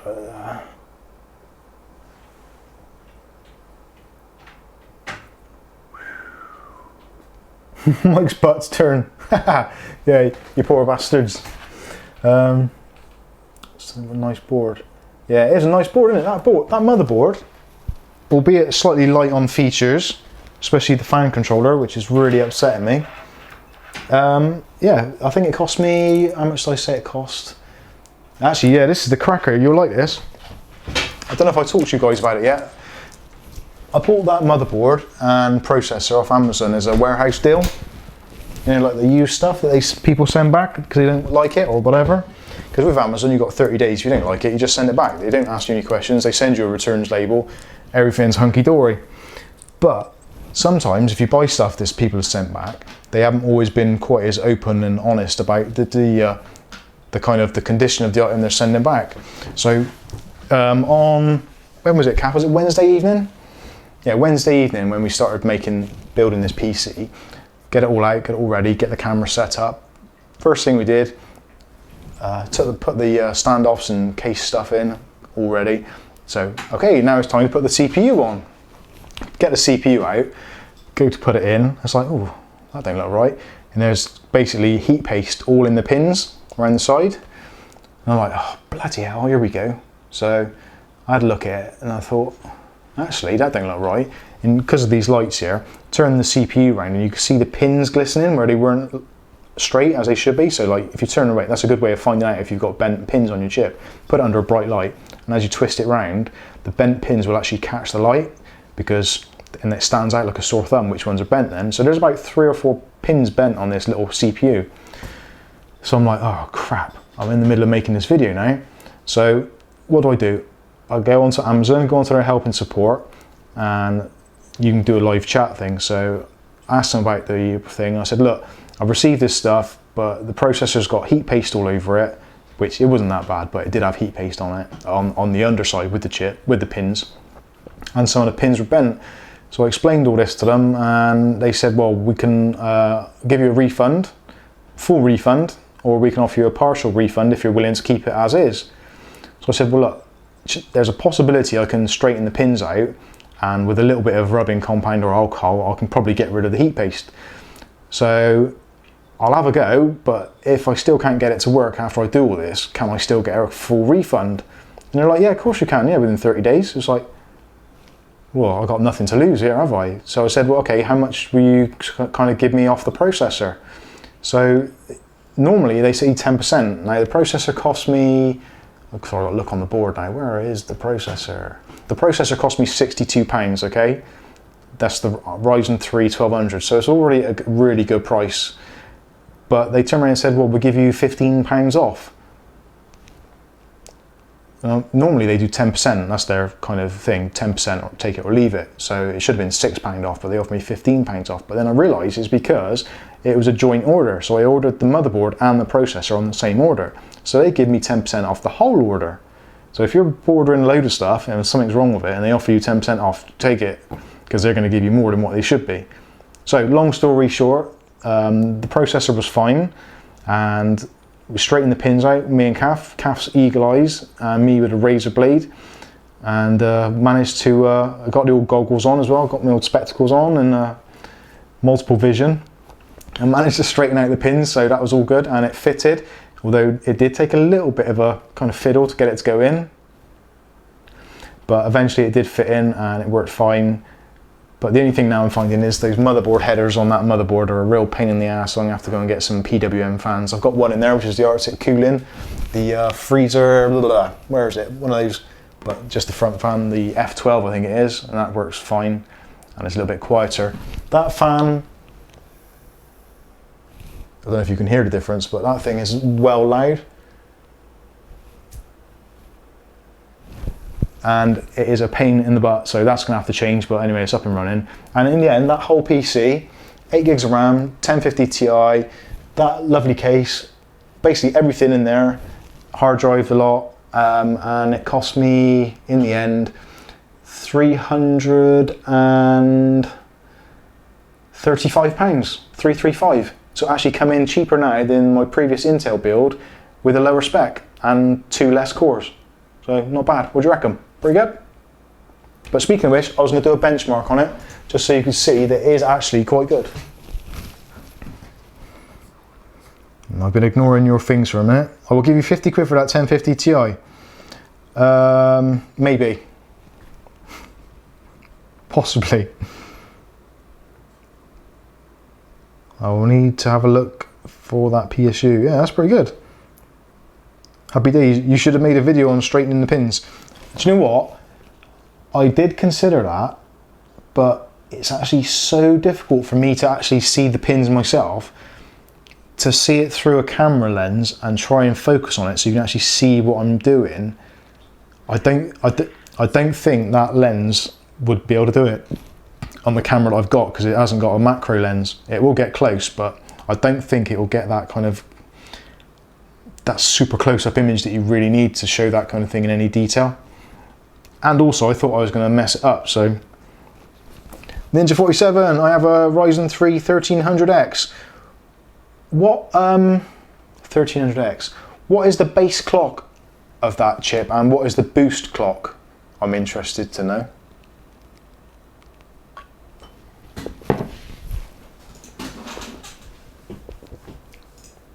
Oh, better put my pin number in. No looking. And stop checking out my butt. Okay, so have you guys out there ever run a benchmark called User Benchmark? It's an online benchmark. It's a tiny, tiny little download, but it benchmarks your system. Have you used benchmark? User Benchmark? Hands up. Kath's used it. She's putting her hand up. I've used it. I'm putting my hand up. Come on, I want to see a show of hands. Bullshot. I guess you're an AMD man. Yep, because I'm a budget boy. What's the max OC on a 1300 Ninja? 3.6 to 3.8, isn't it? So yeah, so 1300X is, it boosts to 3.7. Am I right in thinking? And the same deal with the Ryzen 3 2200G, 3.7 is the max boost on there. So, Tried what? Oh, Harvey's tried it. Okay, so user benchmark. Click on. No, don't close this tab because that'd be bad. Get user benchmark and download it on your PC. And tell me when you got it installed, and we'll all do the benchmark at the same time, and we'll see who gets the better results. How's about that? Is that interesting to you guys? Especially for the budget orientated? Yeah, this is streaming games. Streaming, drinking games. So, oh actually. So I've got 3D Mark, which is run somewhere. Where's the results? There we are. So 3D Mark, I don't know if you can see that, you people at home, but my Firestrike 1.1 score on this system, so 1050 Ti, which is rubbish, but the Ryzen 3 1200, which is good, I got a score of 6,352, which is actually not too bad. That's a pretty good result, and it's in the upper percentage of the norm.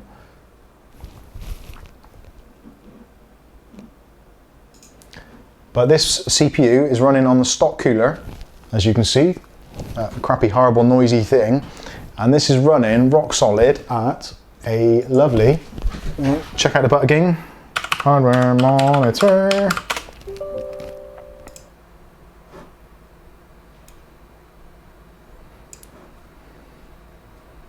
Oh, typical, it's not going to do it, eh?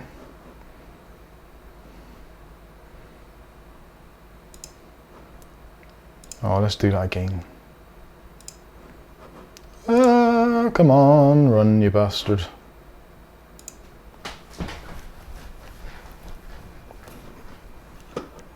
It's not gay.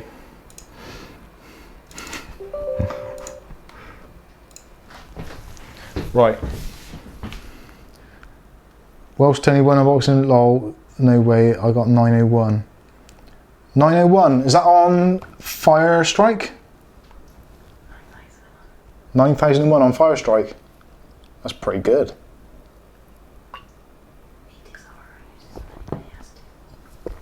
What's that? I think Ryzen is overtaking Intel in popularity, but the i9 is looking pretty sexy. It is, but it's bloody expensive. If I was spending that amount of money, I think I'd probably go for a Threadripper, just so the fact that you might get an upgrade rather than them changing the platform again. It's a lot of money to invest. Again, I keep on harping back to it, but I am all about value for money and kind of budgeting for the future and for what you've got in front of you. So i9 for me is a complete pipe dream. In fact, if one of the suppliers who watched this video actually offered to send me an i9, I would probably turn it down because it doesn't make sense for the channel and where I'm at. If I had the money to have an i9 and all that sort of stuff, I'd be like Linus or Jay's 2 Cents or something, who are kind of like on that bleeding edge of technology, whereas I'm always deliberately trying to step a few steps back just to keep the prices kind of real. Keep, like, you gotta have a bit of a reality check with this PC stuff every now and then, because yeah, you can get a bank loan and get all this really crazy high-end stuff, which is all cool and sexy for about a day, and then you realise, shit, I've just spent like £2,000 more than what I needed to play this game, and just because I can maybe play at a slightly higher resolution, or I get 10 extra frames per second, which seems a bit mad. But then maybe it's because I've always not had a great deal of money and not been able to buy that kind of stuff, so I kind of value what you get for your money, if that makes sense. Welsh Tony's rocking the AMD Phenom 2X. That chip actually overclocks like a demon.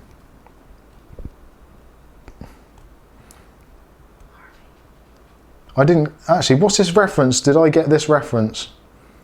Kath, just get on cam with you, we hear you whispering. Yeah.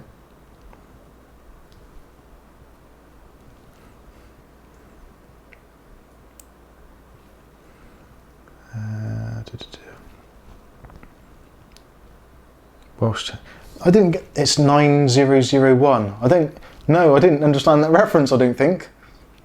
Do you get it, Kath? I don't get it. Harvey wants to know what to benchmark on. What shall I benchmark on? Do it on your most good value for money system. Actually, no, do it on your main system. Do it on your fastest system, just so you can show us, flex some of that processing power. Because at the end of the day, we all love that. We don't really want to pay for it ourselves, but if someone wants to bequeath processing power upon us, then hell, why not? So I've just finished doing the user benchmark on the screen up there. So I'm going to wait until, oh actually, sod it, I'll just click on close so it's done. And there is the result. So I'm not sure if you can see this, and I'm not sure if this camera's going to work again. You might have to, actually, oh, I was going to say, press number 2, Kath, see if it'll work. I don't think it will, I think it died. Might have to unplug it and plug it back in again. Make sure it's the white one, not the other one.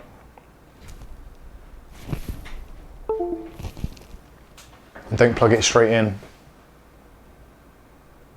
Alright, press 2 then, as soon as you've done it anyway. No, you didn't unplug it long enough. Schoolboy error. Right, leave it, don't plug it in.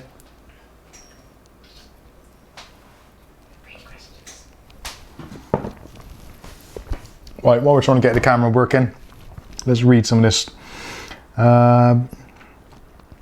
It's Still running my i7 2600 6 years on.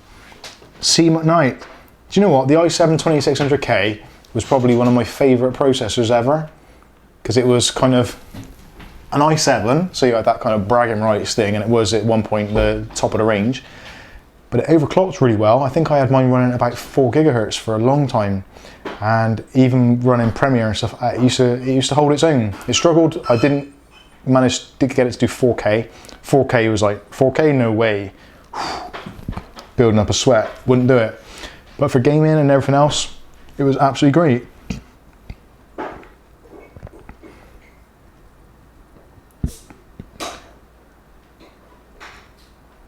One of my favourite CPUs is the FX 6300. Sorry guys. Yeah, the FX 6300, that was also a really good chip, and actually I had one, I've had about 3 or 4 of those that I've bought and sold. I had one in my system, I think Kath had one in her system at one point, George had one in his system. I used to build systems with it in for people at work and stuff, and yeah, the 6300 was great bang for buck. 3 cores, 6 kind of cores, they're threaded sort of thing. Really good price, so the 6300 was a great chip. Come on in, Tony, what is the 9001 reference? Is it something to do with Half-Life? I'm thinking. Is it Half-Life? Or is it Fallout? 9001. No, not a clue. I really like cheaper components too. It's amazing what you can do with, so let's say £2. A £2, yeah, it is a £2. A £2 2600 XT, for example, it runs Crysis. My 2600 XT set on fire. Over 9,000. Tony, I still don't get it. You're gonna have to like be completely, like, just tell me, because I don't get it. Aletta, my current is an HP all-in-one with AMD A6 5600K. It would take all day to do a benchmark. My last Cinebench R15 score 97.3. Can you say potato? Potato! It's a potato! Oh. Actually, the A6 5600K, most of the Ks actually are quite good. I think I had a A10 7850K, I think it was. That was actually a pretty decent little chip. User benchmark says the 2600K is still 61.8. That's not bad. Yeah, that is actually good. So I meant to say, didn't I? So my benchmark score for the Ryzen 12, you can try it, Kath, it might work. Kath's plugging it in. Moment of suspense. No. Webcam 2 is gone. So gaming, it says 39%, which is a jet ski apparently. But for desktop use, it says 59%, which is a gunboat. And workstation is 35%, which is a jet ski again. So overall, my PC is performing above expectations in the 73rd percentile. So essentially that means that of all the results that have been sort of put in of this spec, it's performing quite highly above the other versions of the same thing. Now the Kingston A400 240 gigabyte really surprised me that it actually benchmarks like really, really well. And it comes up with a benchmark of 76.1%, and it says it's very good, which surprises me for a very cheap hard drive and SSD. The Western Digital one I had before was awful. The benchmark on that was pitiful, which is pretty much why I got rid of the rest of the system. But that has been an amazing buy. I'm really, really pleased with that. What else was it? Just basically the graphics card. The graphics card is letting this machine down. It's basically, this is performing way below expectations in the 33rd percentile. So there's basically in the red. So the graphics card is essentially rubbish. But I am going to remedy that by taking that piece of out and replacing it with this old monstrosity. and then I'm going to run the benchmarks again and see if it does any better. But I'm not going to do that now. I'll do that at a later date, because you don't want to be seeing me just turning around there with my butt showing. Or maybe do. Kath, you on the gin? No. Half-Life 2 is the best game ever. That is a fact. Yes, I think you're probably right there. Although saying that, Half-Life 2 was really good, and I loved it. I played so much of that, it was ridiculous. The Half-Life 2 add-ons, or the extra versions like Chapter 1, Chapter 2 and all that sort of stuff, I still think Counter-Strike, because it's based on that same engine, that same physics and that kind of sense of reality, I think CSGO is possibly the best game ever, or the best computer game ever, because it's really addictive, it's fast-paced, it's easily accessible, and all that kind of stuff. So for me, Counter-Strike or CSGO or those kind of things, for me, is probably the best game ever. And it's the game that I've stayed with the longest. I've been playing CSGO since it came out in probably 2001, 2000, or Counter-Strike as it was. Still playing it to this day.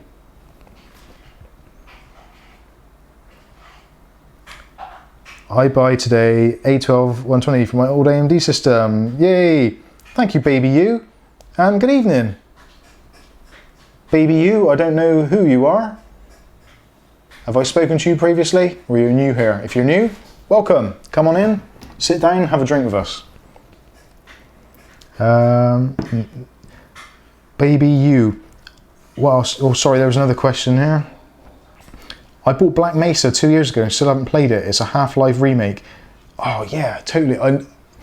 The amount of times I've looked at Black Mesa during its development, and I think I downloaded one of the original betas for it, but I never actually got into it, which is a total shame because I never played the original Half-Life, and I still haven't played it, not to any great depth, which I probably should do. And Black Mesa might be the ideal opportunity to do that, so I might have to revisit that. Maybe in the next holidays or Christmas time or something when I've got a bit more time, I might sit down and devote a few hours to that. Baby you, what do you think about Cooler Master TX3 Evo? I think it's a good, okay cooler. It's not great, it's not rubbish. For the value for money wise, I think it's really good. And depending what your kind of constraints are for actually fitting it inside a chassis or whatever, it's quite good. It's got a lot of flexibility with that. I personally, the TX3, depending on what CPU you're going to use it on, I would probably pay it a few more extra pounds and maybe go for the 212 or maybe a Gamax 400 or even the Freezer 33, depending where you are and what the pricing is like. In some regions, the Freezer 33. The Freezer 33 is actually a lot lower price than the other two, the Gamax and the Hyper 212. So again, depending where you are, really. But yeah, I don't think it's a bad. Processor cooler at all.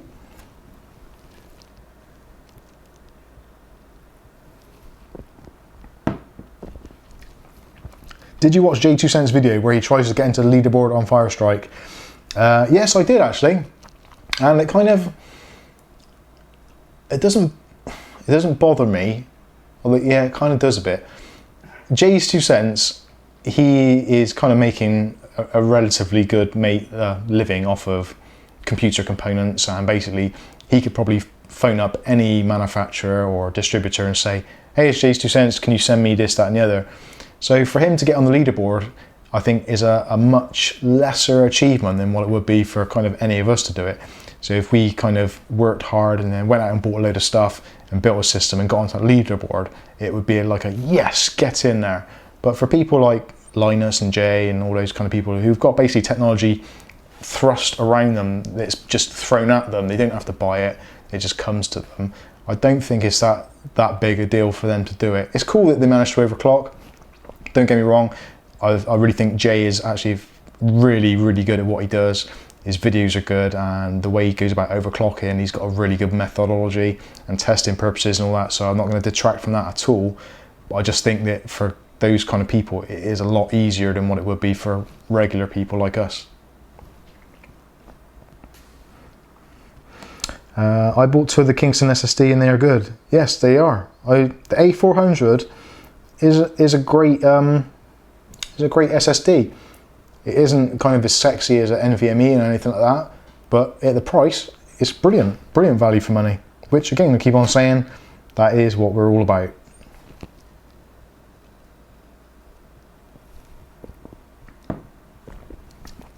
Baby you, yes, we speak about the Colink case. I was asking you what you think about the Cooler Master TX. So yeah, with the Colink case, no problem at all. Baby you, I would go for it. Again, depends on the price. Only problem is the Russians on CS:GO, they ruin every competitive game. The gravity gun, come on, beats everything. Oh, sorry, I should have gone back to Paul's comment there. Mike, would you say 157 for an i3, 8 gigs of RAM and a 500 gig hard drive? Apple Mac, a good price. An i3 Apple Mac. I didn't even know that was a thing. I thought they were all i5s. Maybe. Purely for the fact it's got an Apple badge on it, for the money, yeah. If you were buying it as components, I would say definitely no. But it depends what else you're getting with it. So Apple iMac. I don't know. Need some more information on that one, Paul, please, if I may. But can it run Crysis? Yeah, probably not. Although saying that, most things can these days. Yeah, the gravity gun was amazing. I really did enjoy that. I agree with King Llewellyn, the Russians on CS:GO. It's quite funny actually, because when I'm doing my bench testing and stress testing here, I'm sat here playing on the computer, stood up on the keyboard and mouse, and Kath is sat there at that desk doing the kind of editing and admin stuff for the channel. And I don't put headphones on because I just want to hear what's going on, and I think headphones are a little bit distracting when I'm trying to do other stuff as well. So Kath's there and all she can hear is like these little Russian kids, like about 5 years old or whatever, going, fuck him. Do apologise for the bad words, but that is basically it. You get all these young kids swearing their heads off, and it's like, really? They do sound like they're in kindergarten or something. It's insane. It cracks me up. And then you get other people on there that sound as if they've retired. Very strange setup. But I still love CS:GO, and I quite happily play it for hours.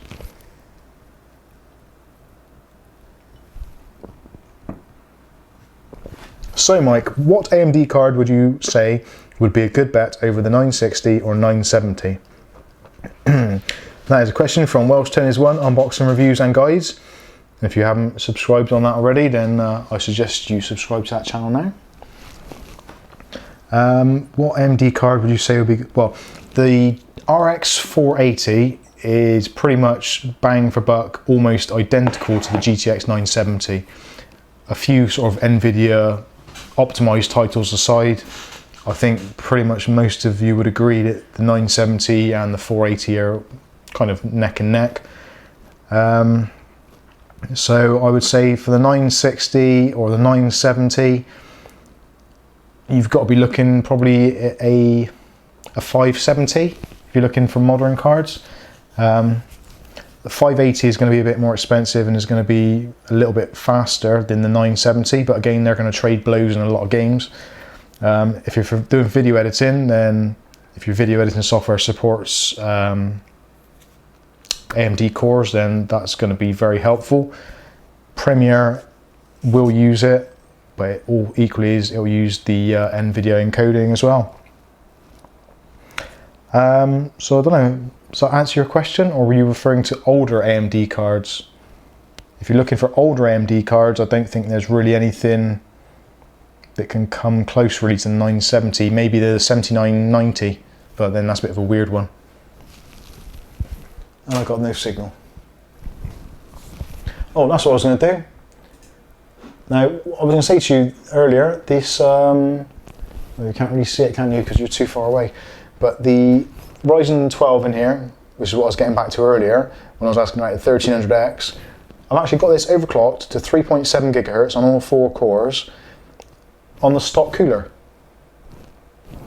And it idles at 25 degrees C, and under load it got up to 39. What the hell is all that about? I don't even understand. And I've taken one of the fans out from the front. I've only got one in the front at the moment, one in the back. Yeah, the side panel's not off, but it's quite warm in here. And the VRMs are staying cool, so I'm hoping that I'm going to be able to overclock this to maybe 3.8, 3.9, which puts it in a very nice position. And in fact, if I do the CPU ID test at the moment, when you do the benchmark, it actually, single core performance actually outperforms my 1700X, which is bizarre. So I'm kind of falling in love with this system a little bit. Quite a bit.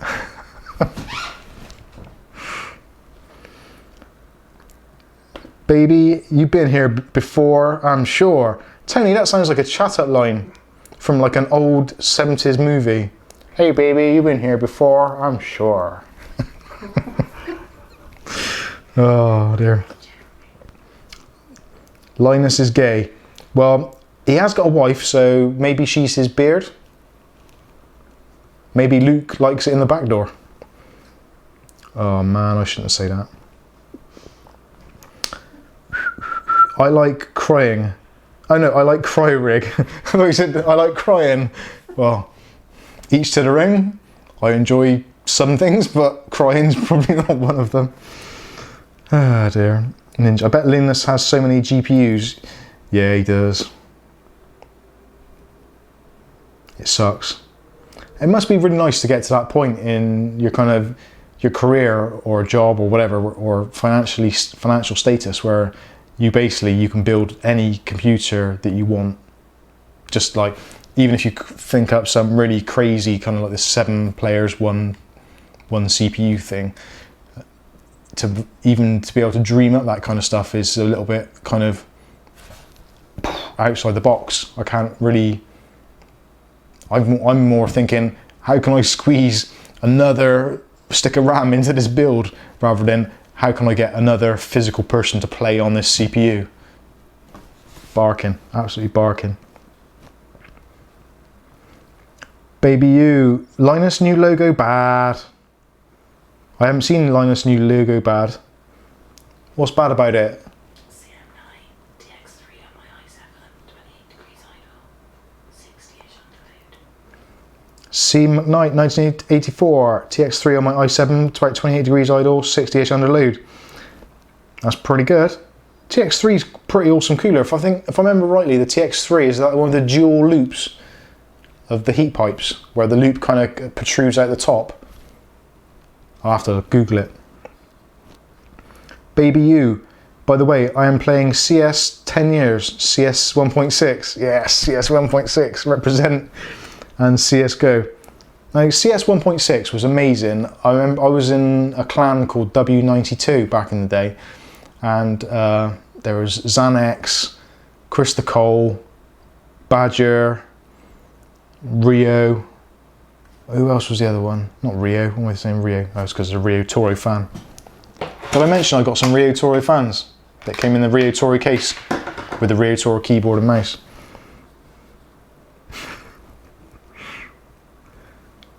Ninja 47 580 equals 1060. Yeah, you're probably in that ballpark. The 580, the 970 and the 1060 all kind of trade blows in that kind of area.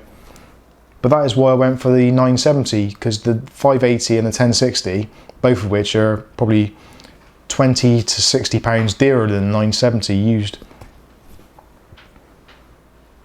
Although the 1060 obviously is the much cooler running card, and probably a little bit more future proof. Welsh Tony, you're gonna have to teach me CSGO. I bought it years ago, just never played it, lol. CS:GO is something of a mad art form, and I got to be honest with you, I am rubbish at it. I am rubbish, but that is why I like play. Kath's nodding. Mike, you are rubbish. Good when I was in labour. I was good when, yeah, actually, a funny story about CS:GO when Kath was pregnant. Now, Tony, you'll probably relate to this. So, come in, children, you'll like this one. So, this is back in the days, this would have been 1999? 2001. Sorry, 2001? It's Angel. Oh, it was Angel, was it? Oh, of course, yeah, because it was our house, wasn't it? Yeah. So, this is when my daughter Angel was born. So, this is 2001. And we were, well, I had a PC downstairs, we both had a PC next to each other, and we shared a dial-up modem. And then we used internet connection sharing in Windows with a network cable going from one PC to the other to share the dial-up connection. Oh my God, that's so long ago. But anyway, so on a night time, I'd use the dial-up modem and play Counter-Strike online on a modem, 56k modem. So it wasn't a great experience, but it was good, okay. And we used to use things like Team Chat, I think, something like that. We used to use some sort of chat thing anyway. And so we're all playing CS:GO, and I'm having a great, I'm talking like fucking excellent night. I am just like on fire. I'm getting headshots. I'm lasting through the rounds. I'm actually staying alive for a couple of rounds without getting killed. I'm on fire. And Kath is deeply pregnant with our daughter Angel, and she's having contractions. I'm having a great game. Like, this is like, I'm on fire, smoking, and Kath's on the settee and she's like panting. So it's like, oh. Just to kind of open this up a bit, we're having a home birth. Well, we're not, Kath is, I'm just there for the ride. And I didn't want to go to hospital. So we have all this stuff in place for like midwives and stuff to come to the house for the delivery and what have you. And Kath's like on the settee, sort of doing her breathing and what have you. And she's like, I think we should call the midwife now.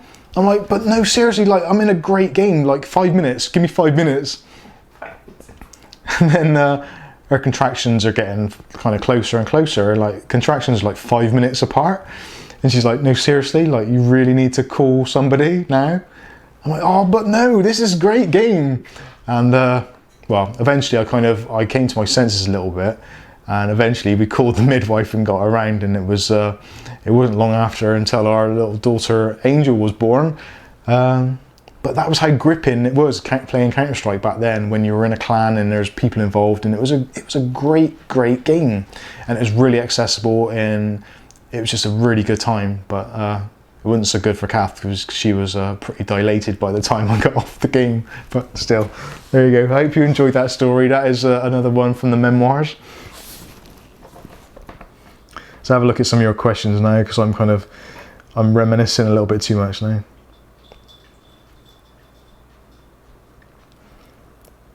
Oh God, what is Linus's new logo? It looks horrible. Oh, don't say that. I want to see it now. But I'm not going to. But what I am going to do is I'm going to run Heaven to see if it crashes, because that's the one thing I haven't run on this yet.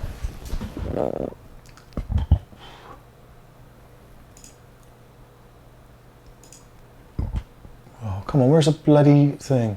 Resolution. Go.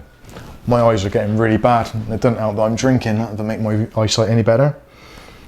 The poison head crab.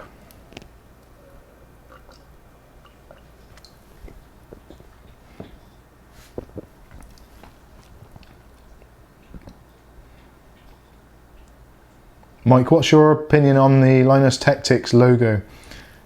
Oh, I'm gonna have to find.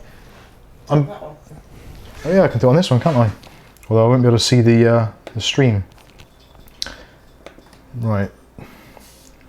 Linus Tech Tips. Let's have a look.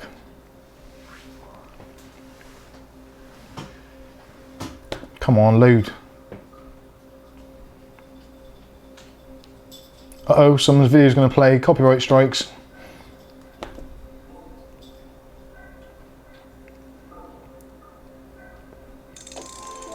Oh, it's alright, it's a Vimeo ad, they can pay me.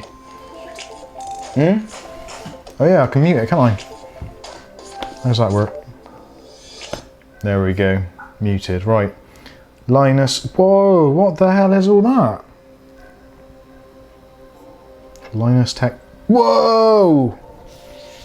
What the hell? I know what it is. Did you see the video? Oh, what was it? The Scrapyard Challenge. And they had that Asian girl in the background. Maybe she's like an art student and that's what she came up with. That was her work experience project, Linus's new logo. That's weird. Oh, I better turn that off, don't I? Turn what round? The screen?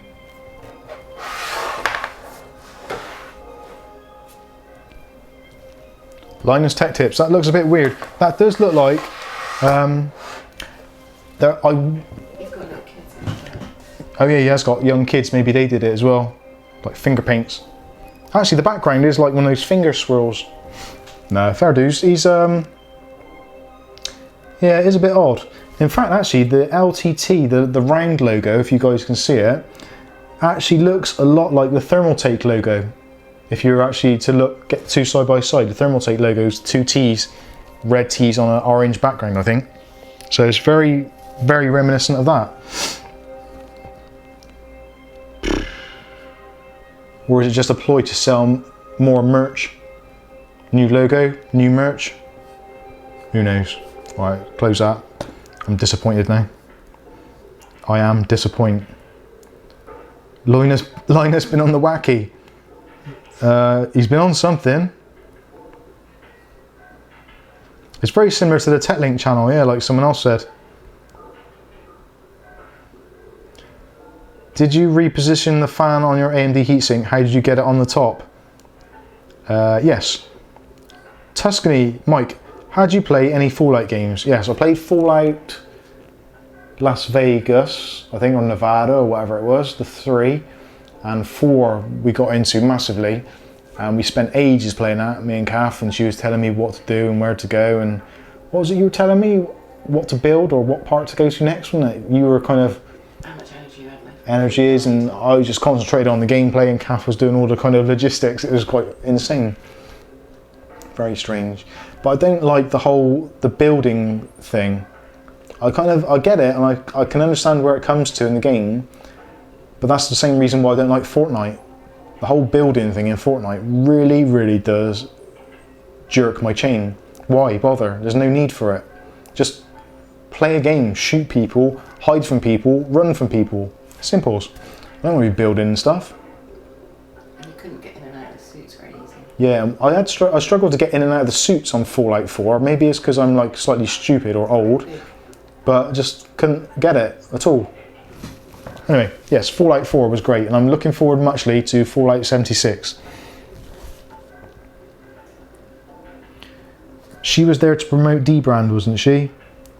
I don't know. I did wonder why. A lot of people said in the comments of the video, why is there a random Chinese girl in back of video? And I don't know. And I don't think it ever really got resolved. I assumed it was something to do with Linus's wife's family, but maybe not. Maybe it was something to do with... Actually, it could have been Luke, I think, because Luke's got relatives in one of the Asian countries. I'm not too sure exactly where. I don't want to say because it might be the wrong one, but somewhere. Oh, actually, it could have been something to do with Dennis. Who knows? Kath just piped that one in there. Could be Dennis. They use the same design at TechLink channel. They not talking about the banner. Yeah, it's weird. Oh, she was from D-Brand, was she? Got you. So all that money just so she can stand in the background of a D-Brand shot looking uninterested playing on a Nintendo Switch. Imagine that on your CV. So what have you done in the TV world? Well, I stood in the back of Linus's video looking like a vagrant with a Switch. Oh, cool, great. When can you start? I built some awesome settlements in Fallout 4, spent hours building. Yeah, I think that's what it was. I didn't have the time to devote to Fallout 4 that it needed. It's kind of like Fallout 4 almost became like The Sims, where you became kind of emotionally invested in it and you had like a whole thing. So unless you actually had the time to devote to it, it seemed a bit pointless, so I just like to go around shooting stuff. And eating hobnobs. And what? Eating hobnobs and Haagen-Dazs. Oh yeah, and eating hobnobs and Haagen-Dazs. If you've not tried it, if you've got Haagen-Dazs in your country of origin, buy some Haagen-Dazs, get some hobnob biscuits. They're by McVitie's, you probably do them in most countries, or make your own. And put ice cream on top, especially the cherry. Get some cherry ice cream, cherry's good. Cherry ice cream on the hobnobs, make a sandwich, like an ice cream sandwich with hobnobs in. It's a good sugar rush for those long time game sessions. Did Nerd on a Budget not have a problem with D-Brand? Oh, I don't know. Possibly. I have a problem with D-Brand that their skins don't actually fit that well, from what I can tell. And if you look closely at Linus' stuff where he's put it on, there's a lot of iffy edges. And also this is a bit of a stupid thing actually, but some of you who live in the UK might get this. Now, if you live in the UK, you've probably got a thing in your house called a combi boiler, or a hot water system, like back boiler type thing. And it normally sits in your kitchen. It's like a beige or white box. It just sits on the wall and looks awful. And if you've got any sort of colour themed kitchen, Too wide to fit in a cupboard. it looks rubbish, because they're generally too wide to fit in a cupboard, or they take up a bit too much room in a cupboard and you don't really want to have it there. So most people in the UK have got a combi boiler on the wall somewhere in their house. So I suggested to D-Brand that maybe they should consider making a skin for boilers.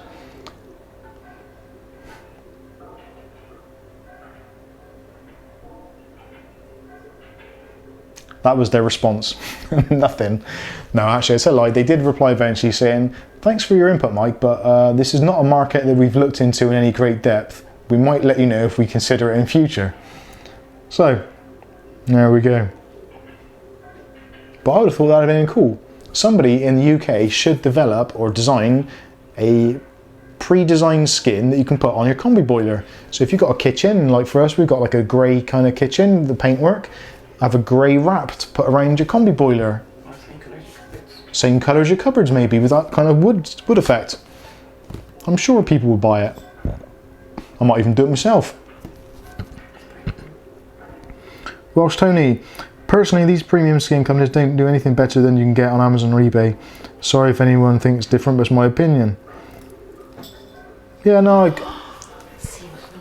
C. McKnight, Tunnocks caramel wafers. Yeah.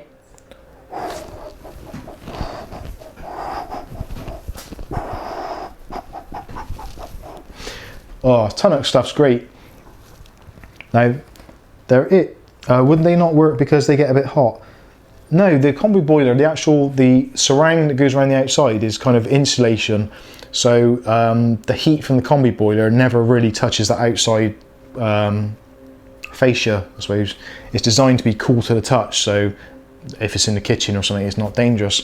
It does get, I would say warm is probably not the right word, but it's probably slightly above ambient temperature, but it doesn't get hot by any means, so there's no reason why you shouldn't be able to do it. And a lot of these combi boilers are all made by the kind of 3 or 4 main companies, kind of Worcester Bosch, Biazzi, I can't even remember what ours is called. What's ours? Thermal Take or something, I don't know. But basically, yeah, it's a great idea. Someone should make a skin for combi boilers.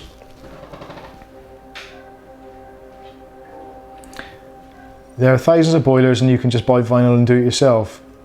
But yes, that is the reason, Tony, because there are lots, oh, there's a Valiant apparently. People like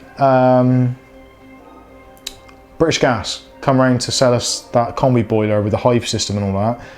If at the time when you order it, they said, look, this is the combi boiler, it's just like a normal white piece of metal, but there's an option of these coloured skins for 20, 30, 40 pounds, whatever the case may be, because they only sell those type of boilers, they could have those skins made by a company ready to go. And people say, yeah, here's the colour of my kitchen, boom, colour sample, take a picture, turns up for installation with the skin on it already, and it fits in perfectly to their decor. How cool is that? I can't believe this is a tech channel and we're talking about combi boilers and putting custom skins on them. But I think it's a good idea. I think someone should do it. It's a good one. Baby you, do you think Seasonic S12II power supply is still good?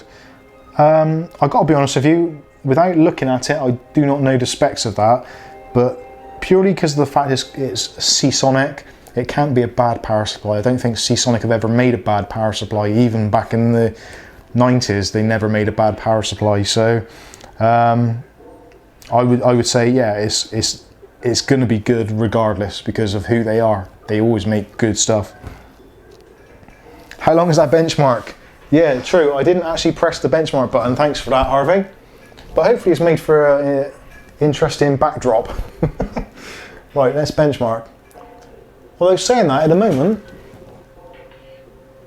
temperature-wise, 51 degrees, and it is actually doing the benchmark. It's just not making an official thing of it. So we're looking at 50 degrees, 51 degrees on the GPU, which is a pretty decent temperature, and about 65, 66 frames per second. Not bad. All right, I'll click the button now. Benchmarking. It's pretty smooth actually. And the graphics card is currently boosting up at 1923 megahertz. I had to think about that then. And memory is clocking at 3004 megahertz. And I'm going to fall off this chair in a minute. Would that make good TV? No, because it's not on TV, it's YouTube. So you repositioned the AMD logo on the cooler because it's normally on the side. Yeah, Ninja, I did. Literally, there's only 4 screws, and all you do is undo 4 screws, turn the cooler around 90 degrees, do the screws back up, which in this case, excuse the pun, I did have to do because the memory sticks were so close to the outside edge, I couldn't actually use slot 1 because the AMD logo was kind of hanging over the edge, so it sucked. So I had to do it. It was encroaching. And also, the theory is when you're making a PC, you want to make everything as vertical or as horizontal as possible. You don't want any kind of diagonals if you can avoid it to keep it looking clean. So unfortunately in some places you have to, like that cable, but everything else you should try and keep straight, keeps things neater. It's more pleasing to the eye apparently.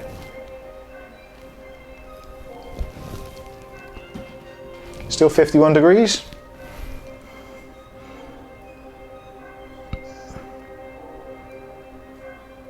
How much did the PC build cost you? William Brand. Good evening, William Brand. It's actually a very good question. Now the system, this is like a super budget system, which I know I keep on saying it, but I really like the look of this. It's red and black with white LEDs. So the white actually highlights it really nicely. It's a shame I can't get some better pictures with the lights off and stuff, but it does look, there's blue, that's probably the RGB showing up funny on the camera, maybe, or it's my watch.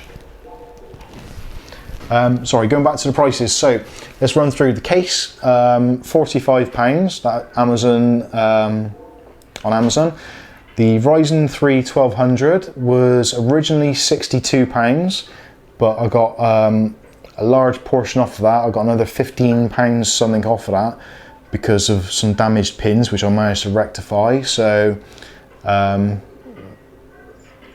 I can't even work out what that would be.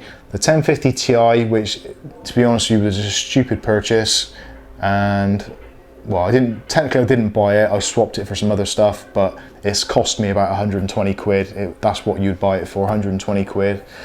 That is my biggest regret of the whole system actually, the 1050 Ti. It's totally underperforming. I don't know whether there's actually something wrong with the card or whether the 1050 Ti Mini actually does perform that badly, but it does seem to be really gutted, literally. Much better to have one of these, which again, we're going to come to that. Motherboard wise is the ASRock AB350 K4 Fatality, which is actually a really nice board. That was £64, reduced again on Amazon as a warehouse deal. Power supply I've put in there has been like a £25 power supply. The one in there is a Zotac semi-modular, but it's equivalent of the kind of the Be Quiet System 8 series 400 watt, so kind of swings and roundabouts, but if you budgeted £25 for it, you'd be in the right ballpark. The RAM was a very specific price because it was £35. I bought 32 gigs of RAM for £140, so 16 gigs was whatever, just divide it up, you know what I mean.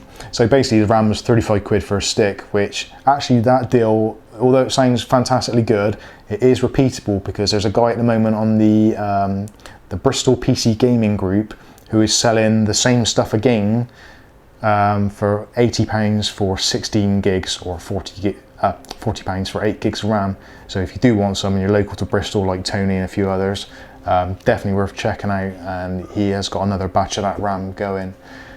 Yeah, that pretty much I think that covers all of it actually. Case, yeah, I think that's all of it. The only other things in there which are kind of extras are the RGB light and a fan that I've changed myself, but other than that, that pretty much ties it up.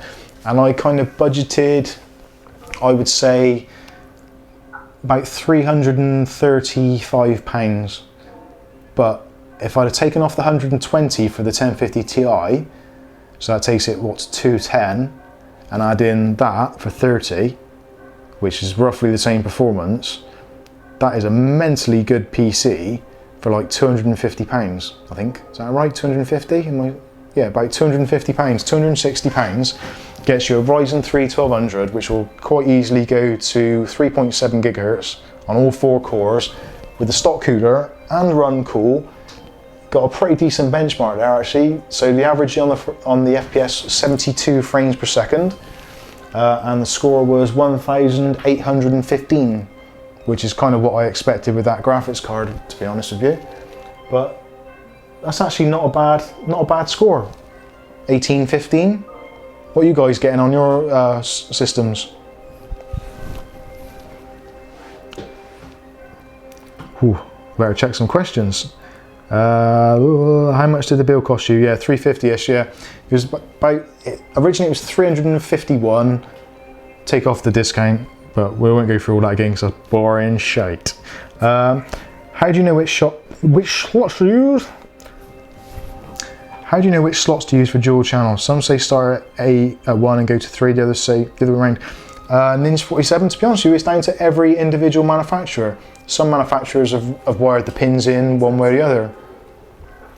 Oh, looks like Tony's answered that.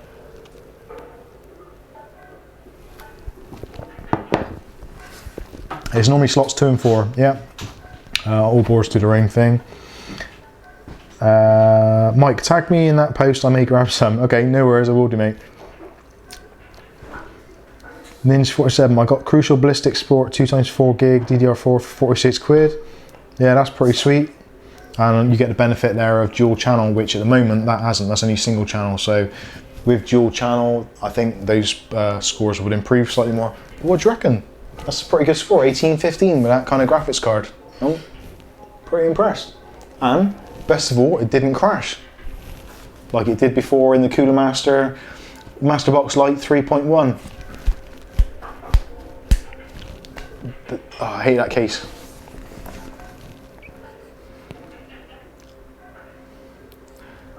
What is it? 24 megahertz too. Cool. Harvey Linden, I got 11,982 in Firestrike. Wow, that is bloody good. How much did I get in Firestrike? Did I even look? Oh, 6,000, wasn't it? Yeah, I got 6,000. So that system is, actually this would be interesting. So you've got, if I got 6,000 and something, can't remember exactly what it was now, and you've got virtually double that score, how much did your PC cost you? Was it more than double what I paid for that? That'd be a good thing for value for money. Be interested to see. I'd imagine, being that you are quite a like to flash the cash on these things, I'd imagine you spent a fair few pennies on that. My CPU could do with upgrading though. Max Road Warrior. Good evening, Max Road Warrior.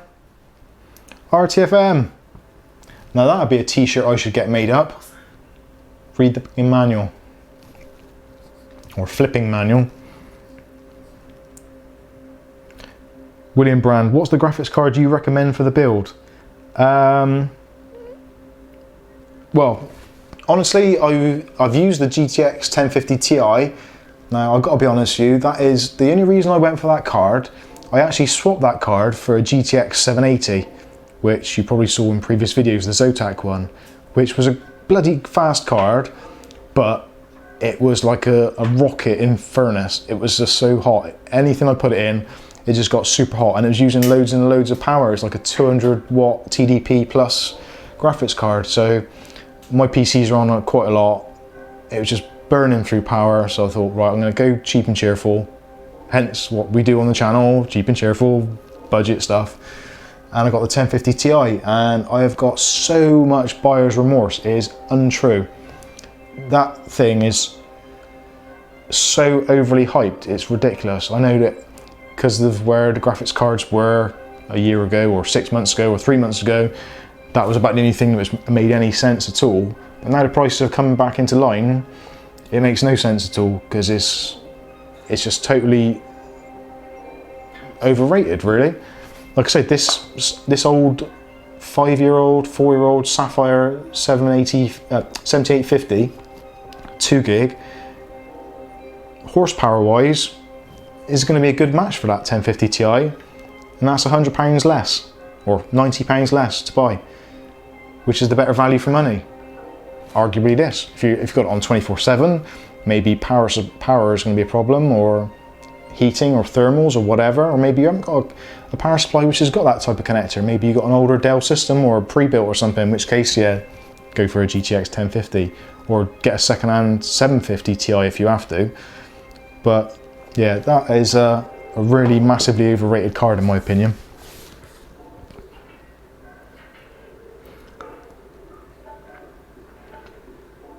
Sorry, yeah, anyway, to go back to my thing, if I'm recommended a graphics card to go in a budget system similar to that, if I was going to spend £120 or thereabouts on a graphics card, without a shadow of a doubt, without even thinking twice, I would get a GTX 970 in there all day long.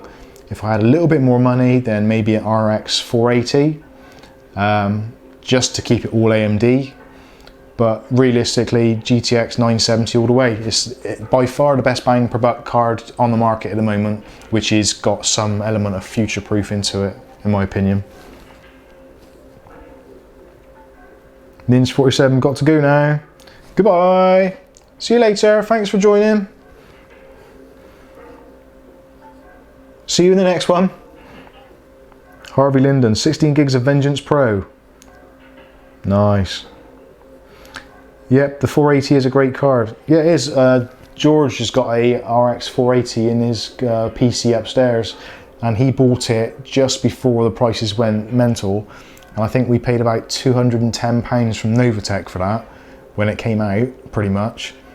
And I was gutted actually that I never bought one at the time. I was umming and ahhing, should I, shouldn't I? I had my 970, which is very similar, but the 480 is a really good card, and for video editing and stuff like that, it's a great number. I have the Red Devil one. Now the Red Devil one would look absolutely beautiful in there, especially with the old Riotoro logo of the kind of the bull, which is a bit devilish because it's got horns.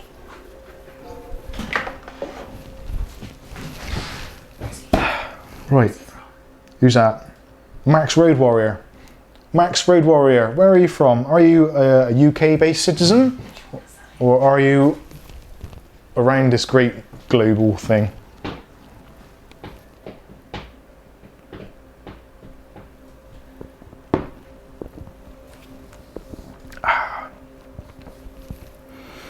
Yeah, UK.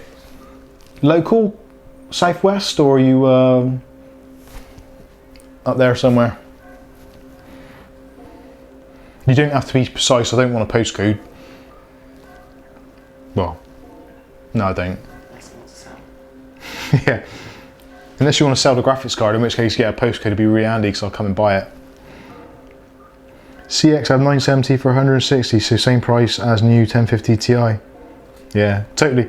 And the 970 is probably double, if not more than double, the performance of the 1050 Ti, which is sickening, really.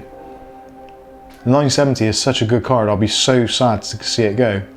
The 970 has become the new kind of 660. Originally northeast, but Cumbria now. That's north of Gloucester, isn't it? So I probably won't ever come up there. The RX 480 costs almost the same as an RX 580, so would the 580 be a better buy? Well, essentially, the 580 is a 480. It's just a modified silicon, so it's the kind of the uprated version of the 480. So if they're the same price and you're buying new, then definitely go for the 580 because it is about probably 5% faster due to the better yield on the silicon. But if you can get a 480 for considerably less money than a 580, buy the 480.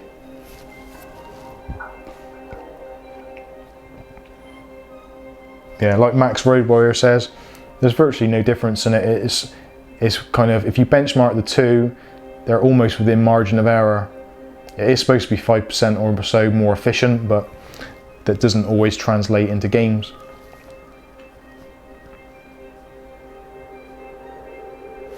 Well, I'm going to turn it off because that's driving me slightly insane now.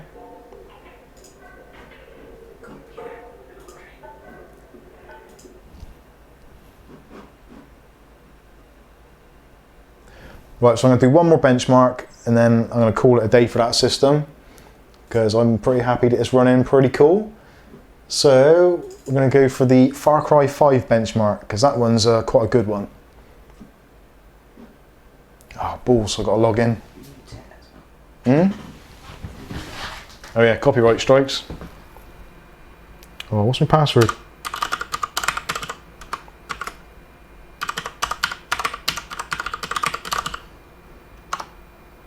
Oh crap, caps lock.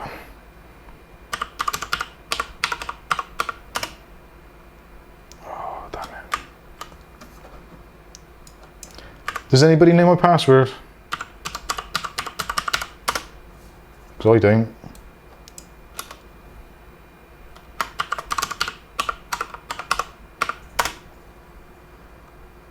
Yay, that works.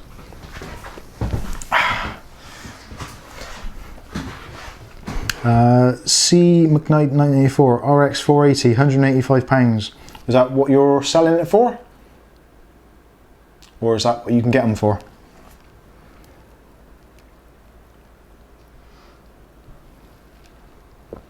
Just password reset disk log. Yeah. What's that price? The RX 480 is an odd one. If you go onto the Facebook groups, like the marketplace, I think it was about 3 or 4 weeks ago, I saw a RX 480, in fact 2 of them, the 8 gig versions, and the guy wanted 155 for them. Now he was honest and he said they had been used for mining, but for a very short time. So I don't know. It's buying a second-hand card these days is a nightmare because you don't know if it's had the hell mined out of it and it's been kind of overclocked at some crazy clock speed to get super hashes. So it's difficult to say.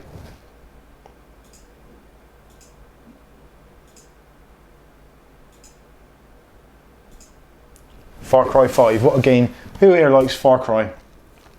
Come on, show of hands.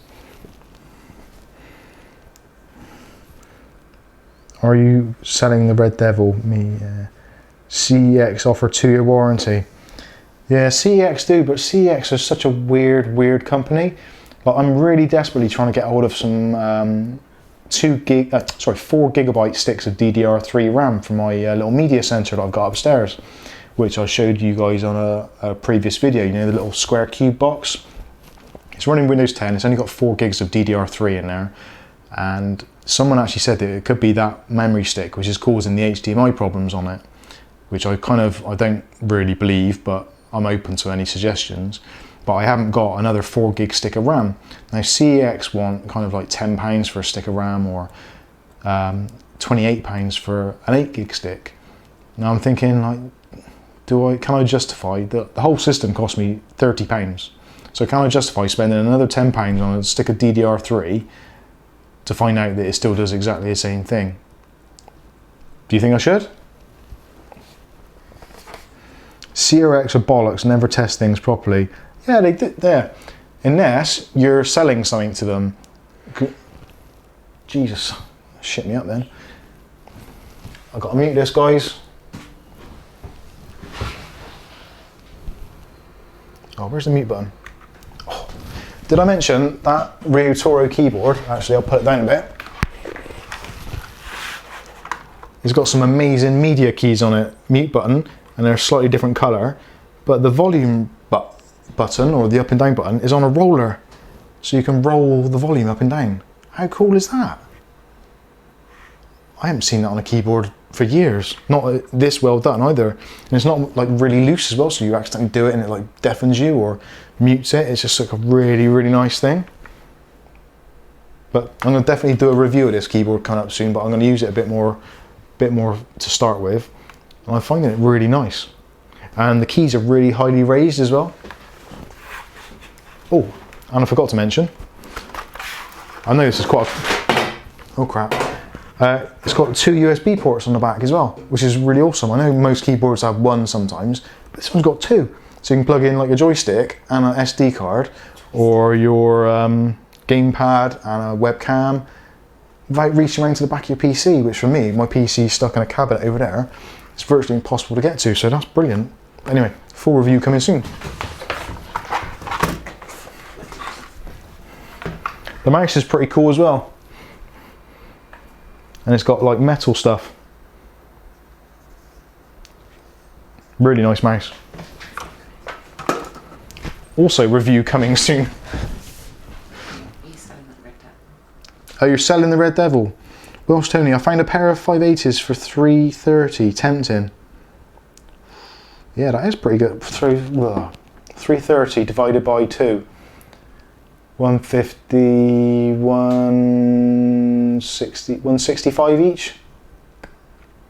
My brain is a little bit confuddled. So yeah, that's a pretty good price.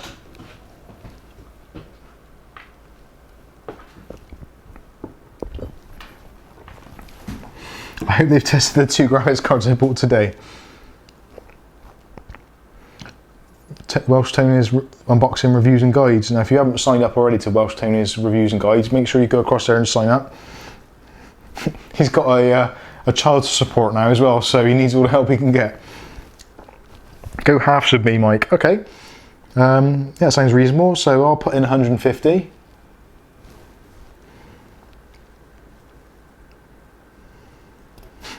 Seamanite 165.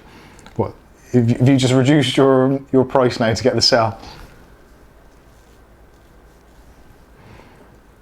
Max Road Warrior. Is the Red Devil a 580? What's this? Is this place turned into bloody eBay all of a sudden? Oh, you guys carry on. I got a benchmark to do.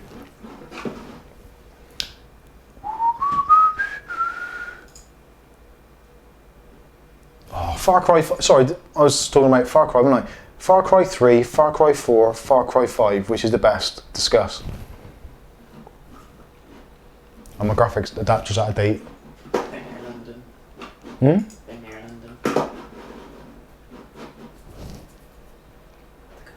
London. Sounds too good to be true at that price. Not always. You do find sometimes, every now and then, if you spend long enough looking, you will find an absolute bargain. Oh, fuck right. Hey, that's not supposed to go straight into the game. Okay, you carry on talking amongst yourselves, so I'm going to play this for a bit. Oh, no, I'm not. I haven't set the keys up.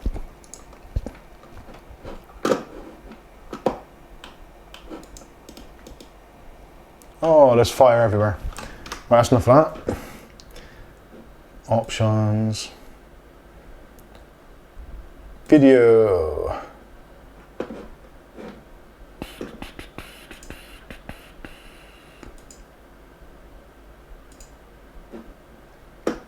Oh, come on, where's the benchmark thing?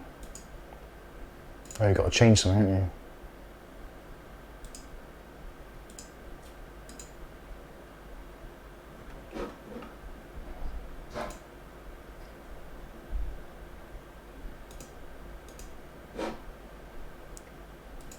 Oh, I get it.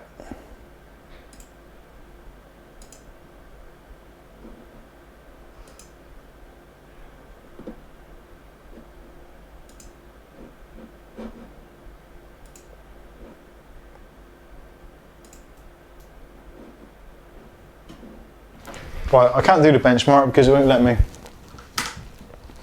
Or am I being stupid? Could have swore you could have done it from there. Where's the benchmark?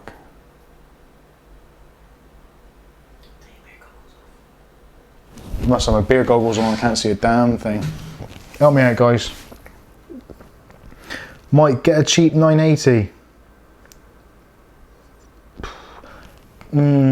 I have been offered a cheap 980, a very cheap 980. But am I going to see a massive difference between a 980 and a 970 for the money I'm going to have to shell out between the two? Harvey off, is he? Okay, thanks Harvey. Thanks for watching, and thanks. I had your key fob out today in Tesco, flashing it around. Very good.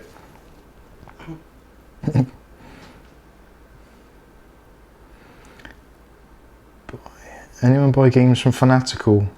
Fanatical have been sending me emails. Oh, I say sending me. They've been bombarding me with the bloody things. So, actually, who is totally stoked for the new Theme Hospital game? I know it's sat Kath's over there. She's just getting moist at the thought of it. That is a great looking game. If you play Theme Hospital when you're younger, I think it's probably nearly 20 years ago now, maybe even more. Theme Hospital was the absolute abdominizer of all computer games. It was like, it made The Sims look stupid. It was a great game. You had really good design elements. It was a kind of easy to pick up but difficult to master. So you could casually play it, but you could also like go at hardcore as well. And it was so much fun and so entertaining. There's so much humour put in it, and it was in a hospital of all places. So yeah, Theme Hospital is the shit. It really is, and I cannot wait to get it. At the moment, it's out on pre-order with Fanatical. They sent a 25% off deal, and I'm like, I really want to go do it, but you know, immediately the game's going to come out and there's going to be something wrong with it, and then it's going to be being sold on kind of G2 Play or whatever, and it's going to be like a tenner. If it was £20, which I think it is thereabouts now, it does make a really interesting proposition if you like those kind of sim games. I still like to play Theme Hospital. And Theme Park. Theme Park, oh my god, Theme Park, how good is Theme Park? I could play Theme Park. That on the Sega. We played that on our Sega Mega Drive, believe it or not. We bought it on that. Played it on the PC under DOS and the DOS 4GW. And we'd start playing that at kind of like 5-6 o'clock in the evening, have a few Marrakesh cigarettes, and we'll still be playing that in 6 o'clock the next morning. Oh, those were the days. And Roller Coaster Tycoon, RCT3, yes, Roller Coaster Tycoon 3. How cool was that? Download the game, download the crack from Game Copy World, allegedly, and then give it to all your friends. How great a game was that? I loved all those kind of sim games, but it did get to a point where, especially the roller coaster ones, where you just build up so much stuff and so much stuff and so much stuff, and it's like, where do I go from here? and they're just, everyone's puking everywhere, taking a dump on the path, and it's like, I just can't get enough cleaners to clear up all this feces. What the hell is going on in my park? Just get out, all of you. You're really starting to piss me off, despite the fact that I've charged each one of you $100 to get in, and I've put loads of salt in the drinks to make you drink more. No, sorry, salt in the burgers and chips to make you drink more.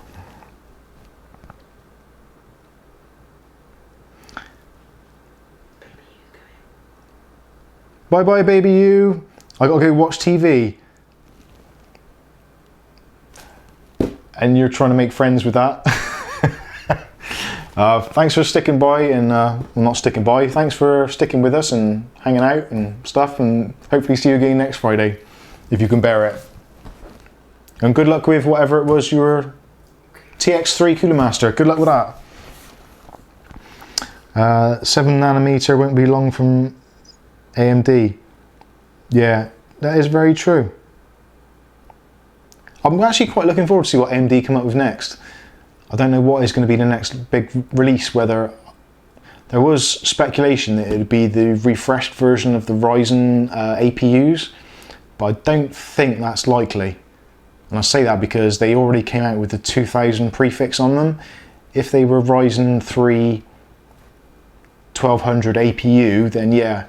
But because they've got the 2000 prefix, I don't think there'll be a 3000 coming out. They might do a refresh with slightly higher clock speeds, but I can't see it happening. So I'd be interested to see what they release next. Hopefully it'll be some good graphics cards, or some cheaper Vegas, or some better, cheaper Vegas. Burn92 please. How come Kath isn't modded? Because I don't even know how to mod myself, let alone mod someone else. Tell me how to do it and I'll do it. Or better still, one of you guys do it. You probably got a better idea than I have. I have a good idea. Why doesn't this channel have a gaming night like Quake Deathmatch, etc.? That's not a bad idea. I think once we get the numbers up a little bit, then that is definitely a maybe on one of the other nights that we do a night of gaming, or streaming of gaming, or something like that. Or even just having a crack on the Discord server or something. Maybe. Definitely something for the future. Road Wires, it's Polaris refresh. Yeah, I thought that's the most likely thing to come out. We've had too many CPUs recently. It's time that AMD put some GPU muscle down.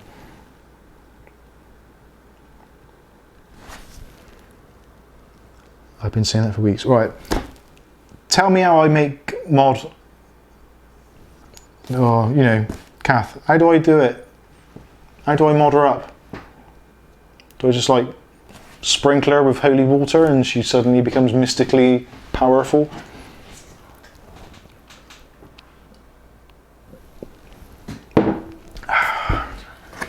Yeah, go on then, please. Horror Fan 88. I just bought an AIO Aurora Flow cooler you had on one of your vids.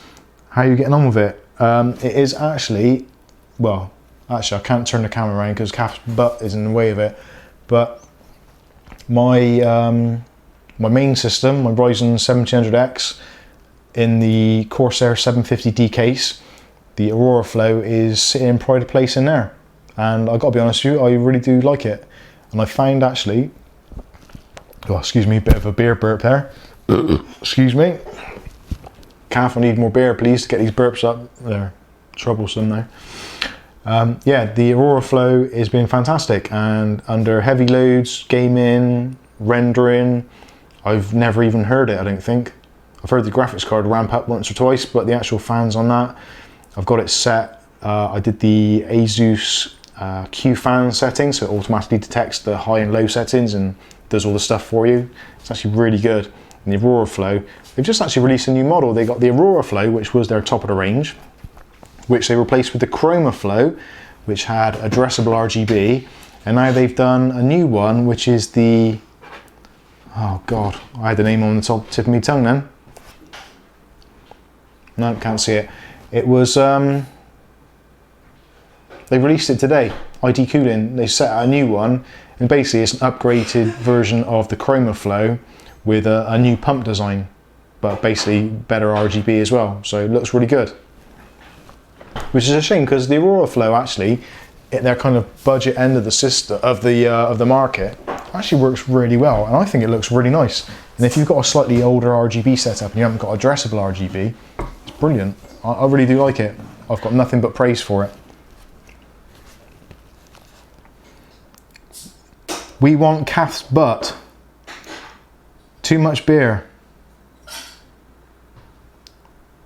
Fishtail and a Vespa? What's going on? What have I missed here? Here you need to click the dots on your name now and click mod. Alright, where's that then? I've done it. Oh, have you?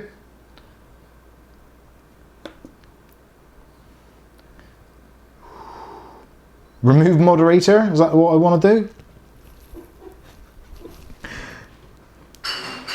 Put user in timeout? Hide user on this channel. I wouldn't do that to you, baby. Well, I might. I gave you a big head for that. Oh, there you. Like a head on that. Cheers, everybody. Happy Friday evening. AMD are working on their new graphics. Someone's been on the piss as well. For Sony's console. Hopefully this will now be done and they can make a good card. Yeah, actually, did anyone else watch the keynote speech from Nvidia this week? Whenever it was, Monday. And I forget the name of the CEO of the company, but he actually made a massive reference to console manufacturers coming to Nvidia for their new chips, which I kind of picked up a little bit. Whether or not that was a little bit tongue-in-cheek or wishful thinking on his part. I said fart. Do apologise. Oh, I think you click on the name and it says add as mod. Yes, it did. You're right. Oh, that's warm. What are you trying to do to me, woman? I put the head on it. What about a Resident Evil 2 remake? I don't remember Resident Evil 2, I don't think. I think the first one I played, because that was more of a PlayStation thing, wasn't it? So I think the first time it came to PC was probably Resident Evil 4. Maybe I played it on the Dreamcast as well. Something like that. Or maybe Xbox 360, I think it was actually. Fishtail and Vespa. What is Fishtail and Vespa? What does that mean? C. McKnight 1984. Fishtail and a Vespa. That's what the guide said anyway. I'm getting really confused now. We want Kath's butt.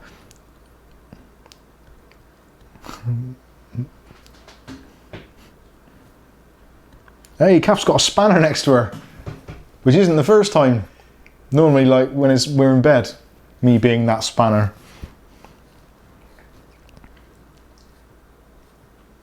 Head on that pucker. Yeah, I know. Look at it. Good night now. That's going to be what it looks like tomorrow morning when I piss it all out.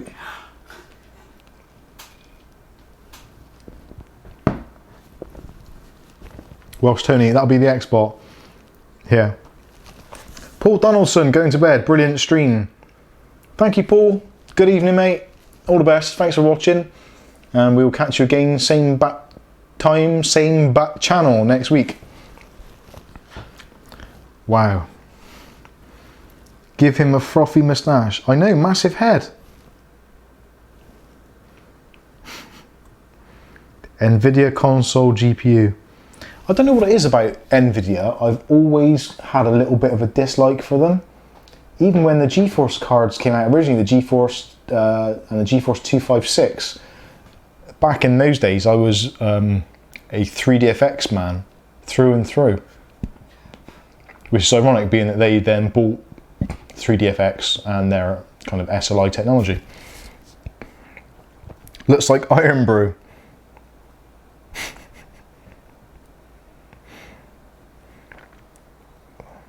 Cheap beer, Tony. It is. It is very cheap beer.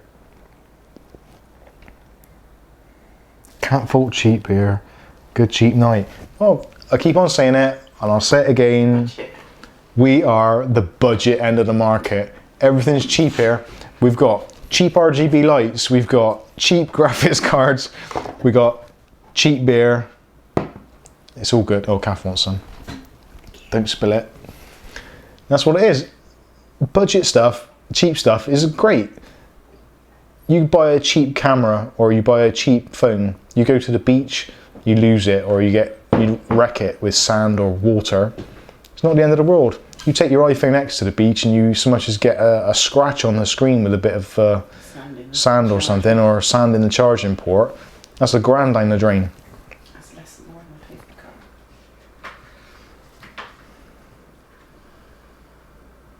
Yes, get Kath drunk and then she'll come on camera.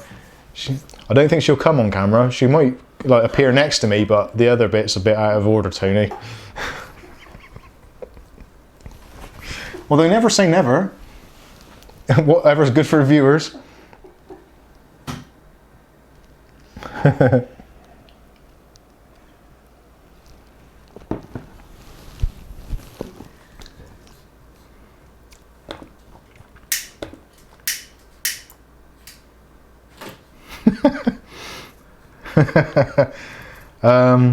That message is held for review, Tony, so I might keep it that way, okay?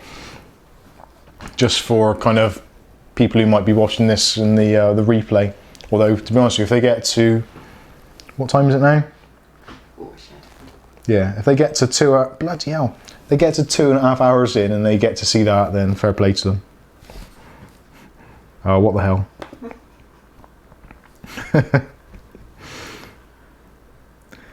Well, it would liven up PC building. It would, definitely. Although, I dare say that PC building and that other stuff probably don't go hand in hand. And you definitely don't want to get the wrong stuff in your PS2 port.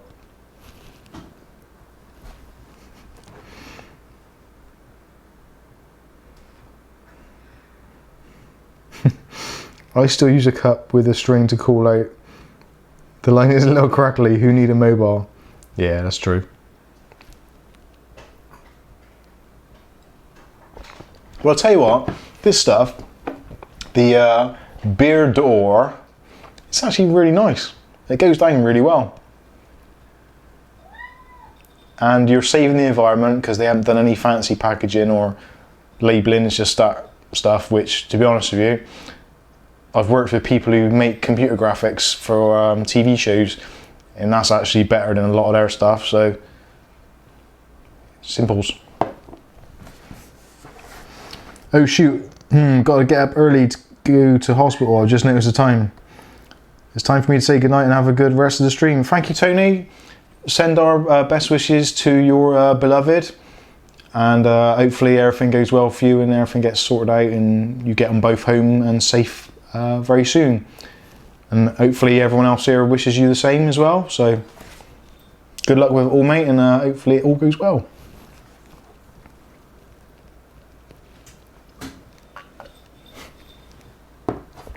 Bye, Tony. I'll give you a whack a wave. We could play Mallet's Mallet one night. Yeah, we could do Mallet's Mallet, a word association game where you can't say fuck or bugger. That's Putlier. Oh, that's the Big Brother version, isn't it?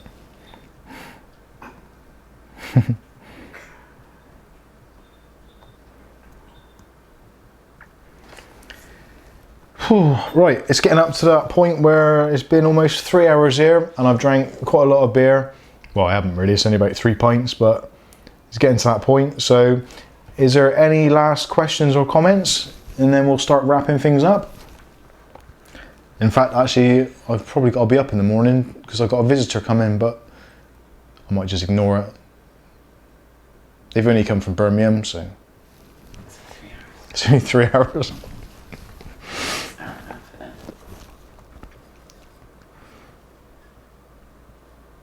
Yeah, I think the numbers are falling off now, so thanks to everybody tonight for watching. So you got Welsh Tony, Harvey, Oletta, 80s Horror Fan, Road Warrior, Ninja47, Max Road Thing, Max Road Warrior, Leroy Headley, not forgetting him, Paul Donaldson, C. McKnight 1984. Who else we got? Burn 92, Kath Churchill, obviously thank you to you. Who else we got on here? I'm trying to see if there's any more names. There was Asante was in here in the house as well. If Tuscany, obviously. Harvey, Harry, Haz, Baby U, Ninja 47. I think I've probably already said Baby U, Southie, Oletta. Yeah, there's names. If I've missed anyone out, I do apologise. But thank you very much for joining us on this very, very impromptu William Brand. Kath's telling me, I gotta say, it's hard enough concentrating as it is without you saying things. I haven't got a clue what I'm saying now. What was I saying? Thank you all very much for watching. I hope you've had a good time. You've had a few laughs along the way. Hope you liked the PC, the budget build. I enjoyed building it. Kath enjoyed helping me out with it. It was a little bit of a scary time with bending the pins on the CPU, but it's worked out right and it's very stable and it looks really damn good. If you want to check out any of Riotoro's products, they will be in the links in the description below. If you want to check out any of the other stuff that we bought to go in that build from Amazon, again, I'll put those in the links in the description below. If you don't mind buying some of those bits from Amazon, there are affiliate links. I do get a very, very small kickback, but it all helps to keep the channel going, keep me motivated and keep on making content like this. So if you've liked it, click on the like button, click on subscribe, tell your friends about it. Tell them to join us on a Friday night at 9 o'clock for the live stream, have a few beers, talk a bit of tech and just have a bit of a laugh. But until next time, I've been Mike, that's been Kath, this has been Mike's Unboxing Reviews and How To, and we will see you all in the very next video. Thank you so much for watching.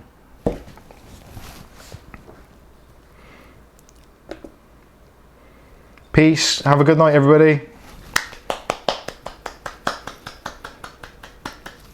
You're all very welcome to the shout out. If it weren't for you guys, then I wouldn't be doing this anyway. And I am so appreciative of you spending your evening with me, spending your evening with Kath, and being part of our little community. So, love you all. And I will see you all in the next one. If only I knew how to stop the stream. Kath's got to do it, hasn't she? Oh dear. It's been one of those days. Night everybody.